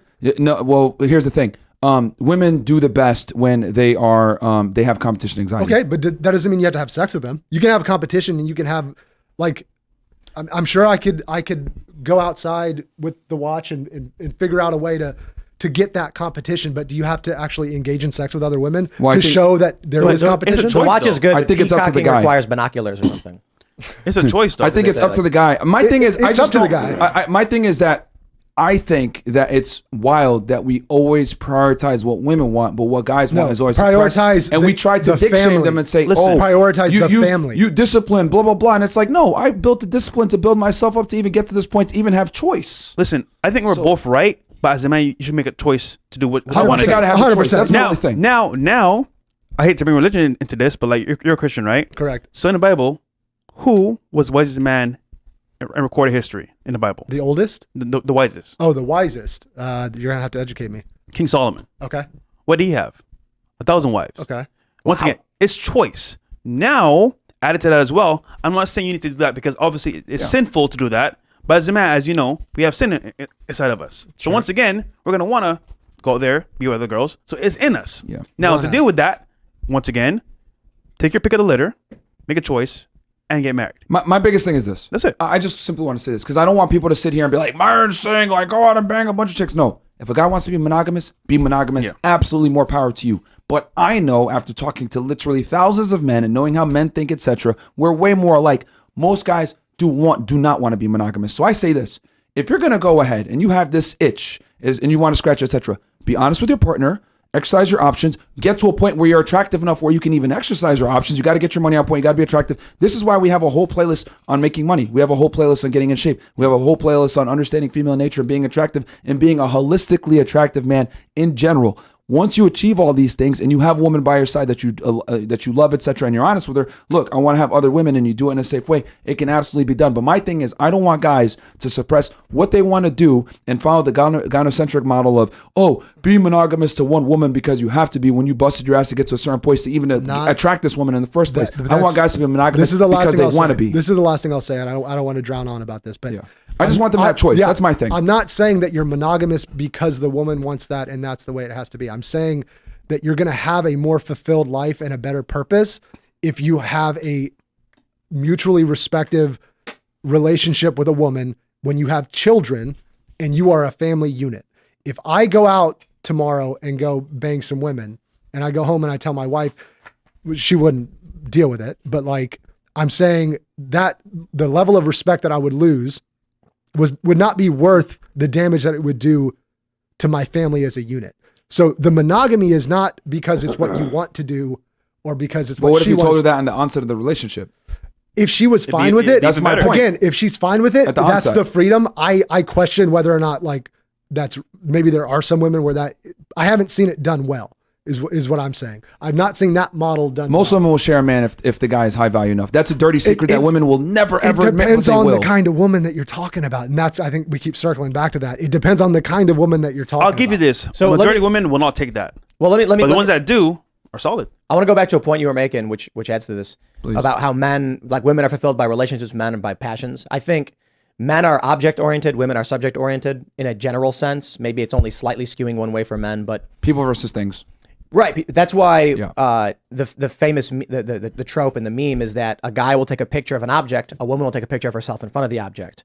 I mean, guys laugh at it. No, it's true. It's true. But you think about it this way: what matters more, that I have a big glass orb, or the people I shared a moment with? For women, it's the people you share moments with. For guys, it's the thing. And you can argue pros and cons between that. A lot of guys will look at women like, I got a new video game and it's a picture of them, and they're like, these women are so vain or whatever. But then you can also invert it and say, people matter more than the object in the first place. I'd rather have the picture of my friend and their experience. You know what I mean? But that being said, for a lot of women, I think social pressures play a role in whether or not they're going to stay with someone or not. It's about community, because society around them has a very strong impact. This is why the data shows young females are overwhelmingly becoming depressed and having psychological issues due to Instagram that men are not, or young boys are not. For example, women started developing Tourette syndrome. I should say women, girls, on Instagram. Wait, what? Yeah, started developing Tourette syndrome because so what happens is there's a prominent influencer who has Tourette's, gets like 100,000 plus followers, and then has these tics where they're talking, and they'll talk, and then they'll talk, and these young girls who are watching that start adapting that behavior. I see what you mean. There's a lot of social influences that are picked up through social media. Yeah. Filters are a big issue, but it's resulting in severe depression. Young boys don't experience the depression at the same level. There's a bunch of stories in the news about teenage girls will take a picture of themselves, then they'll track how many likes they get on it, and if it's below average, they'll delete it. Delete it, and then take another one. Yeah. Because they're feeling pain, like emotional distress at this decrease in the likes they're getting.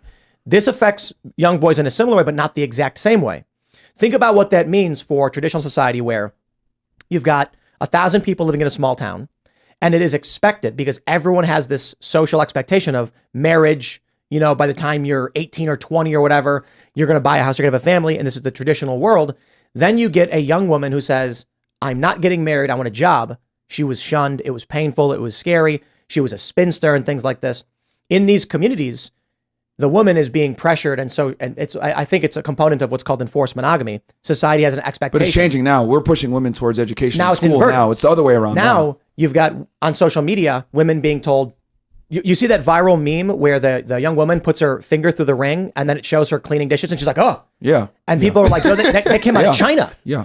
Because that's that mentality that you don't want to be a wife. Like she looks all shocked. Then she puts her finger in it again, and then she's scrubbing dishes. Then she's like, whoa. Yeah. Then all of a sudden it flashes to her like pregnant, holding a baby and vacuuming and all sad looking. And then she takes the ring up, puts it down, and goes, no way. And here's the thing. You said something really profound but earlier. Real quick, that's considered, people believe that's a psychological operation created in China to influence people in the West to destroy the family. Yes, 100%. And you said something before. we don't look at the beautiful things that women do, raising a family, being at home, taking care of the house, etc. I agree. That is beautiful. But here's the problem. Modern day women today, just by what you said, demonize it and say that it is bad. So since most women don't believe in the family, they don't believe in having a husband and having children, etc., and they want to pursue a career instead, guys need to adapt to that. But so listen, Or demand better. or Mark Zuckerberg. Yeah, but you got to have experience to demand it. Mark Zuckerberg tonight could go into the Instagram algorithm and be like, anything that's insulting of the family, anything that's insulting of motherhood, we downrank, and anything that cherishes women and how women want to live, we promote. 100%. Changes it overnight. But you know why they're never going to do that? No, never. They're Because never Mark gonna do it. Zuckerberg wants to have a bunch of women. No. Here's why. Here's why.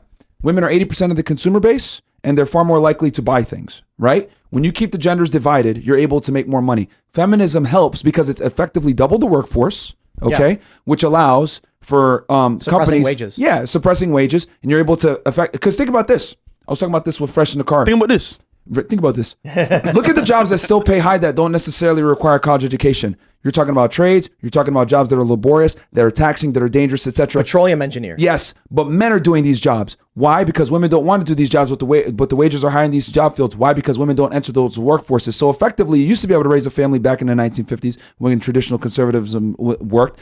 With one, you'd be able to raise a family on one income. Those days are gone because of feminism, and we've effectively doubled the workforce. And one more thing. Women are 80% of the consumer base, but they control 3/4 of the debt. So they're incentivized to keep women single because women are by nature consumers. Men are creators. So there's you hit that Just point. real quick, because you made a very good point here, and this is because America's under attack. The family is under attack 100%. The man needs to be removed. Woman needs to be independent. So she's the one that's seen as the goddess, whatever. So, the trilogy. The point is that, like, right now, TikTok, social media itself, is a huge, I want to say, detriment to our well-being, and we're using it every single day. But how do you stop it? I don't know, but it's on rapid fire. Yeah. So you guys are familiar with the Sorry. glass ceiling. Yeah. Obviously, everybody knows. Yeah. It's this idea that women can't rise to certain levels or whatever. That I actually think It's a lie. I think it's a myth. Yeah. I think it's born of the greater male variability phenomenon. So what happens is, if there are more stupid men, nobody pays attention to them. If there are more exceptional men, that I'm talking relative to women, what happens is, if you've got 60 women who are average, 20 who are exceptional, 20 who are morons, but 30 exceptional men, this means that there is a imbalance in competition among the best women and the best men. If there are more men, then mathematically there will be more men in higher positions. Yes. Women then perceive that, feminists then perceive that as they can't get past the glass ceiling. They're being held down by patriarchy when it's actually just a component of like the skewing towards, like here's my point. There's something called the glass floor. And this is something that's never brought up by feminists because, like you said, they want CEO jobs with air conditioning, but they don't want to work as petroleum Wage gap. engineers. Yes. The glass floor is that, or I don't even know if the glass floor is the appropriate way to describe it. It's where men typically have a harder time making money at younger ages and entering the workforce than women. Yeah. For example, entry-level positions in a mailroom, secretary jobs, not prestigious, but they might pay a low salary, typically go to women. Serving positions, service jobs in general, which require less skills, and they pay decently for young people, typically go to women. Absolutely. A good example is serving jobs. Restaurants are more likely to hire women to be servers than men, just on average, not always. And what happens? Women will make tips that will average maybe in some areas $15-20 an hour. A guy will be lucky to get a job as an apprentice in heating and air conditioning for a minimum wage. So when it comes to, there's a whole range of dynamics that happen here. The first thing I'll add is it's never talked about in terms of feminism because they don't want to talk about how it's actually easier for them to get started but harder to advance based on these issues. I go further. further? In my book, Why Women Deserve Less, which I Good plug here. Yeah, I got a good plug here. I have a book called Why Women Deserve Less. I go into detail about this as to why, because feminists will go ahead and make this crap up about, the glass ceiling, the patriarchy, blah, blah, blah. No, what we have to do here is we have to deal with female choice. In general, women just choose to do jobs that are less laborious. They're more air conditioned. They're safer, etc. Women don't want to go into industry jobs. They don't want to go into science, technology, engineering, and math. Even though women dominate college attendance, they still choose to go into career fields that pay less. So the thing is this. Women earn less in general because they deserve less because they choose to go into job fields that pay less. And here's the other funny part. We've seen it before. We brought a girl, I'll never forget this. She was in a plumbing school.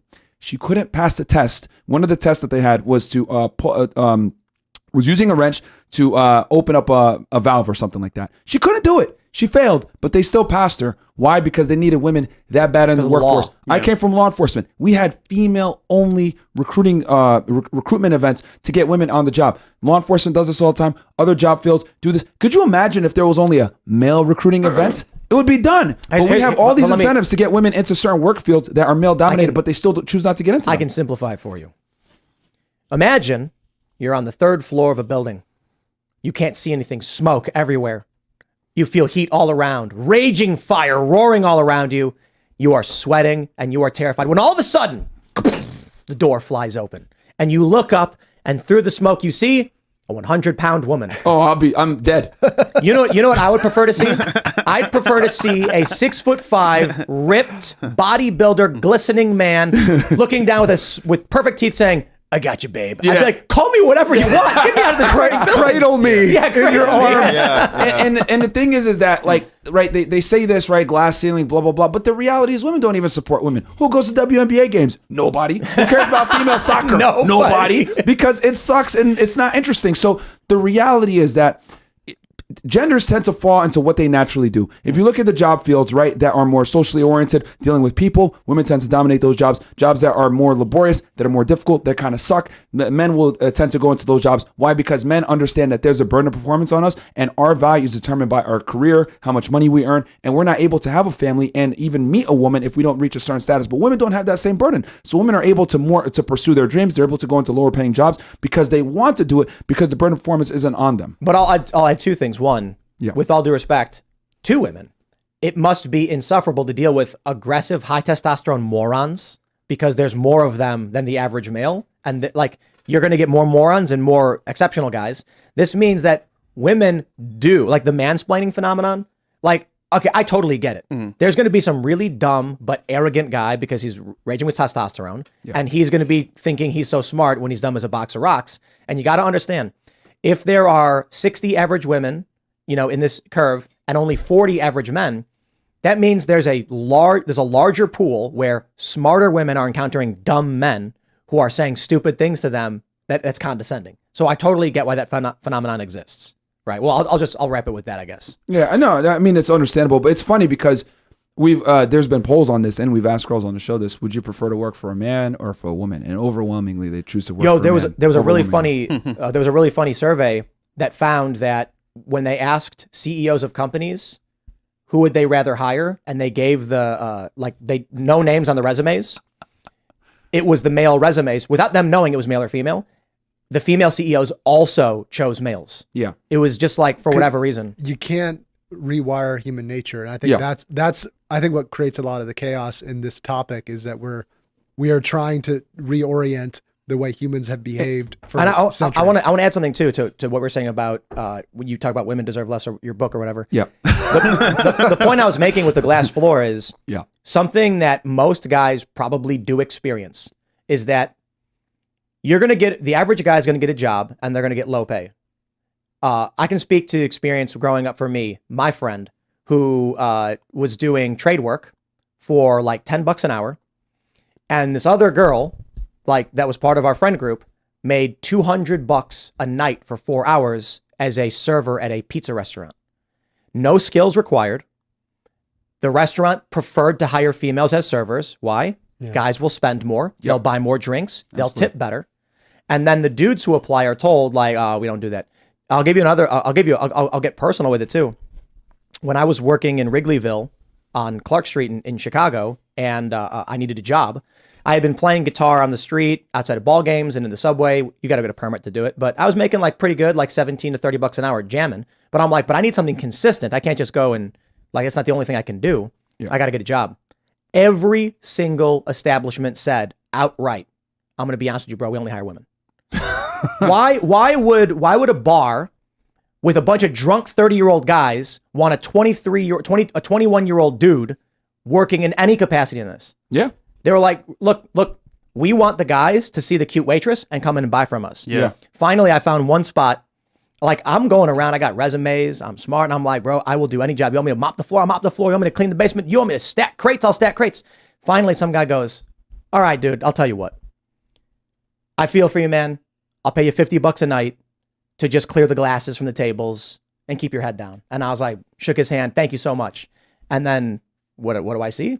Behind the counter with no training and no idea what a Manhattan even is, the women making $200-300 a night. Yeah. Now I got no beef. I've always been very individualist and more libertarian. Like, I get what I can get and the world is the way it is. Yeah. I'm not going to sit here with a picket sign saying it's unfair that men hire women. No, I get it. Yeah. 50-year-old guy owns a bar. 30-year-old guys like eye candy. That's what they're going to do. Yep. That's the glass floor. But the thing is, if in our society, in places like this, and I'm not saying it's absolute, I'm saying it's in general, feminists don't know this. They don't experience this. There was I think it was OkCupid. Are you saying because of how they look? I'm saying that, let me break it down. Okay.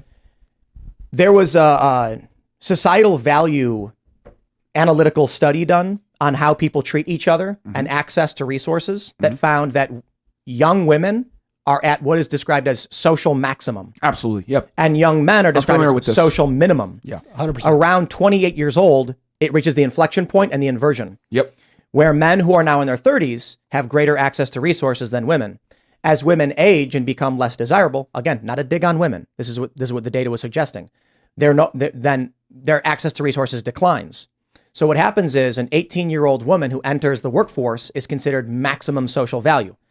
You're not going to get a CEO job, but you are going to be able to go on OnlyFans and make $1 million a day if you're one of the cream of the crop exceptional women doing porn. Yep. Because that's the maximum social value for women. Men value sex.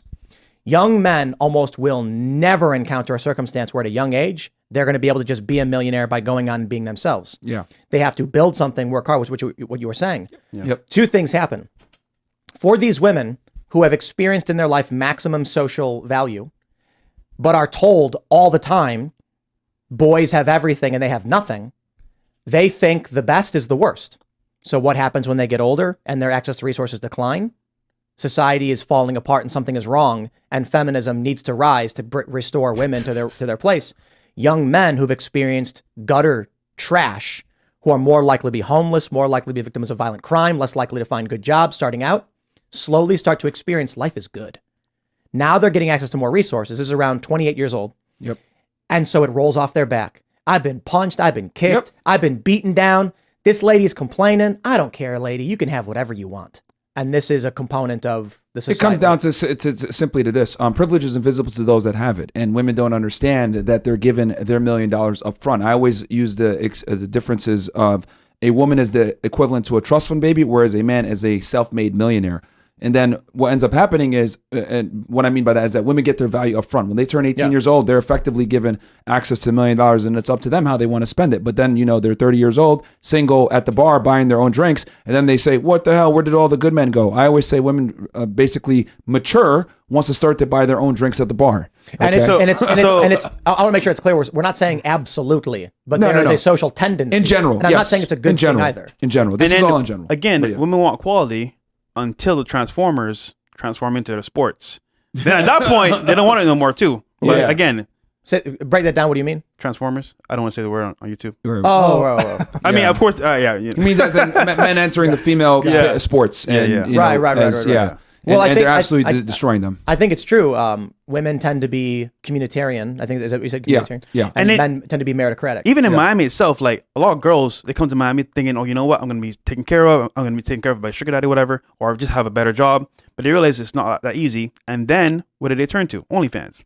I can go online, sell my feet pictures, make $100K or $200K a month, and be chilling. Women get mad at me when I say that women in general have more opportunities and live life on easy mode. They get mad when I say that, but I truly mean, if a girl's attractive or even mildly attractive, she's going to have far more opportunities than a guy. It's actually, as we're getting close to wrapping up, I'll just point this out. Yeah.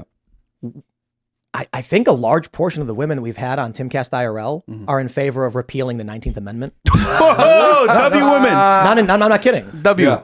And it's like a joke where all of the guys will be like, no, there's like women should vote, and the women are like, no, and it's weird. But what I think is, I think a lot of even know W. No, but listen, Yeah. women who are political and learned on a lot of these issues probably agree with the components. I don't think they'd agree with the solutions you propose. They would agree with the problems that are occurring. Yeah. When you talk about women's value and all that, they'll completely agree with you on that. I think the women we have here would probably fall more into your camp about wanting to be married from looking at it holistically and generationally, but would also then be like, women shouldn't vote. It's kind of, I don't know, it's weird. I guess my point is, I think the political women we've had on the show, on our show, agree with you guys on the issues of social dynamics. Yeah. Again, like I said, it's, feminism is a part of this and everything else like that. But yeah, I mean, it's simple. Like, women have more opportunity now than they've ever had before because they're able to be treated as equals while simultaneously still being able to get certain benefits and situations given to them simply because they're females. Do you want to make a point? I just wanted one point. Yeah. Just because, I think a lot of everything you guys are talking about comes down to societal programming of what we've been kind of trained by media and everything else to believe about how society should be today. And if you really, a lot of what you're saying is based on how your mind currently thinks, right? Of what you want and what it looks like it is. And all I want to try to get across before we wrap is like, do me a favor, do a little more digging into why you think the way you think, what experiences have led you to that. And then also understand that your brain might be controlling you and not the other way around. A lot of people don't understand that they control the mind and they get to program the mind. The mind doesn't get to program you if you decide to do that. And so all of these things of the way women and men interact in the world, we're not slaves to it. We can chart our own path and our own mindset of what we want our relationships to look like. And again, if everybody's happy and healthy, that's good.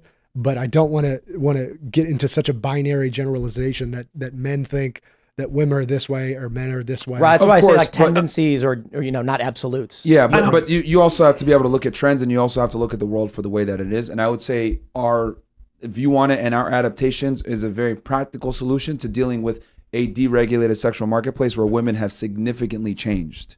Like, I think your strategy is very viable maybe 50, 60 years ago when women were different and you were more self-assured that you could find a woman that had family duties, that was more less promiscuous, had family values, was religious. There was social shame. There was social shame for being a hoe. There was not Instagram. There wasn't the internet, etc. But in today's modern day society where we live in a deregulated sexual marketplace, and what I mean by that is that you can literally hook up with anyone as long as there's an age of consent, etc.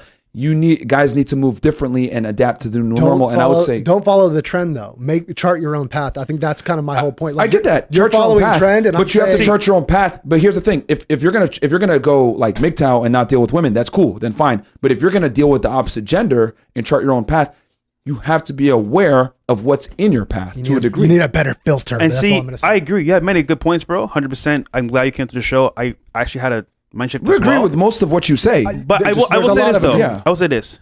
It's good until it goes bad. So we're telling guys, understand the bad so you can understand the good and appreciate it. But ultimately speaking, bro, shout out to you for coming on. I appreciate your point of view as well. Yeah. And if we agree on the family, and the nuclear family is the backbone. We agree. If you ever get divorced, tune into our podcast. Okay, cool. No, I think Jason will be all right. Yeah.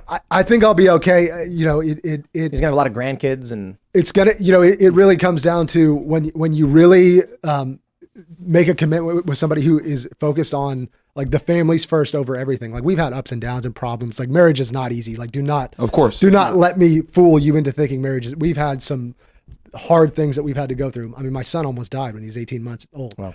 And so we've been through a lot, but like, it's really when you stop looking at what do I want? Like, what are the things that I'm desiring? And it becomes more of what are we building together? That's when it gets really exciting. And like, it just like failure just becomes not an option. Yeah. No, you found a good one. And here's the important thing. You just mentioned duty, right? And in a marriage, here's the scary thing. We've had women come on our podcast and literally say, I left the marriage because I wasn't happy. Yeah. That's how so many modern day women think. Terrible. They think marriage is about personal happiness. It's not about duty anymore. That's why I'm telling guys, find the girls that are willing to make it about duty and not personal happiness. Luckily for you, you found a girl that was about duty. Wait. Wouldn't that be a woman who's like, I'm not going to sleep with you right away? We have to have like plans, boundaries, and duty? No. I mean, I'm talking about the family preservation duty is what I mean. But Like, how are you going to find them if you're just banging them? Well, That's the point. No, hold on. Like, I see what you're saying, but wouldn't the ideal woman be the woman who says, I am not going to bang you? No, I'll tell you why. Because hold on. No, Genuine desire he's going somewhere. He's goes going both ways. All right. So ultimately, if I'm a guy, right, I like a girl, she looks great to me, I'm into her, off point. If a girl's going on a date with you, she's trying to figure out, okay, is he actually a guy I want to be with? Is he going to be sexually appealing to me? He's actually going to be not turn me off. Okay, he passed all these barriers here. All right, I'll give him a shot. Now, if that happens the first day, second date, third date, cool. Now, if she makes you wait a week, a month, 2 months, why is she making you wait? Ask the question. It's because she doesn't see the value in you to say, you know what? He's worth me betting my Women life on. leverage sex for compliance against men that they don't deem worthy. So I'm not telling you to like, if a girl doesn't give it to you, to like get rid of her. I'm not saying that. What I am saying though is that don't let a woman famoose you thinking I'm going to leverage sexuality against you for compliance and get resources and time. Don't in go on a exchange. date with a woman who's just hungry. Yeah, pretty much. So many guys go out with these girls thinking that there's desire, but there really isn't. They're And hungry. dude, girls are smart. exactly. They know, okay, I'll make him wait because guess what he would think? I'm pure. I'm different. But dude- I guarantee you, Chad down the street, they had to wait. First night. And Yeah. he dumped her the second day. Negotiating in bad faith. So it's like, who's really safe? But I agree. If a guy could find a girl that's going to prioritize duty over her personal happiness, fantastic. But I think guys need to go out there and deal with a bunch of women to figure out who that woman will be. Right on. Any final thoughts? We'll wrap up, and you guys want to shout anything out? Yeah. Check us out on Rumble, rumble.com/freshfit. We're also on YouTube. And I love that, by the way. We got a huge Follow us on Rumble, but we're also on YouTube. yeah. shout out to Rumble, man. Yeah. And We got a huge interview coming next month as well. Stay tuned for that. Yep. And then we're going to talk to Tim as well because he's been trying to hide from us. Yes, So we're going to kidnap finally him for got an him. interview. Listen, Well, we Tim got you comes to guys- Fort Lauderdale, right? Yeah. And surprisingly, he just leaves. But we're I here didn't just too, leave. man. I was at Seminole playing poker. Oh, man. First You of all, didn't we had, wanna come down to Miami. we had like 4 hours outside of work, and I was definitely going to the Hard Rock. I've seen too many Instagram videos. Like, this is going to be so much fun. It was a blast. Yeah, it's a big Come deal. with it us, was man. We'll crazy. shoot a good time in Miami too. Yeah. We got Well, you, bro. we're coming down in October Okay. for the event. I think we'll be there all week, actually. We're going to be there for a full week, and then we're doing a show. Actually, the tickets are on timcast.com. You guys should buy them. We got Patrick Bet-David, Yep. Don Trump Jr., Matt Gates, me and Luke Rutkowski as your hosts, and we're going to be giving away a bunch of stuff sponsored by Public Square. Really excited for it. It But should be lit. Yeah. We should go, man. Yeah, no, we'll probably pull support. up. Fort Lauderdale's about 30 minutes up, so yeah, we'll go. But yeah, guys, check us out, rumble.com/freshfit, and we're we're also in on Miami. YouTube too. So the event's in Miami. we're Even perfect. Yeah. okay, we definitely pull up. So we get Yeah. VIP? Probably there's no VIP, but you guys will probably just be hanging out backstage or something. yeah, Cool. If that is, I guess. You know. we'll pull up. We'll figure it out. We'll come, man. Support. The only pitch I got, so highvaluedad.com is the new fatherhood group, and we are, I'm doing a lot more than talking. So we're actually just announced our first retreat.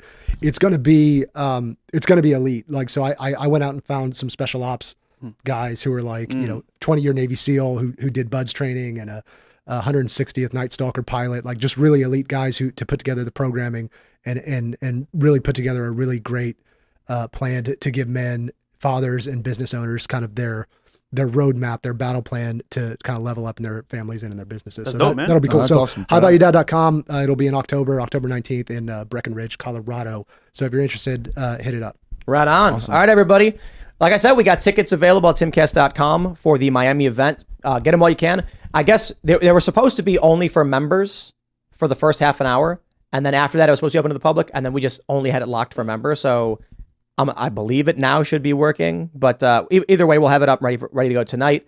And for those that are members at timcast.com, you can easily just log into the website and you can buy your tickets now, probably ahead of the general public. But check it out. You can follow me personally at Timcast everywhere. And we will be back tonight at 8 p.m. for Timcast IRL, and we'll see y'all then.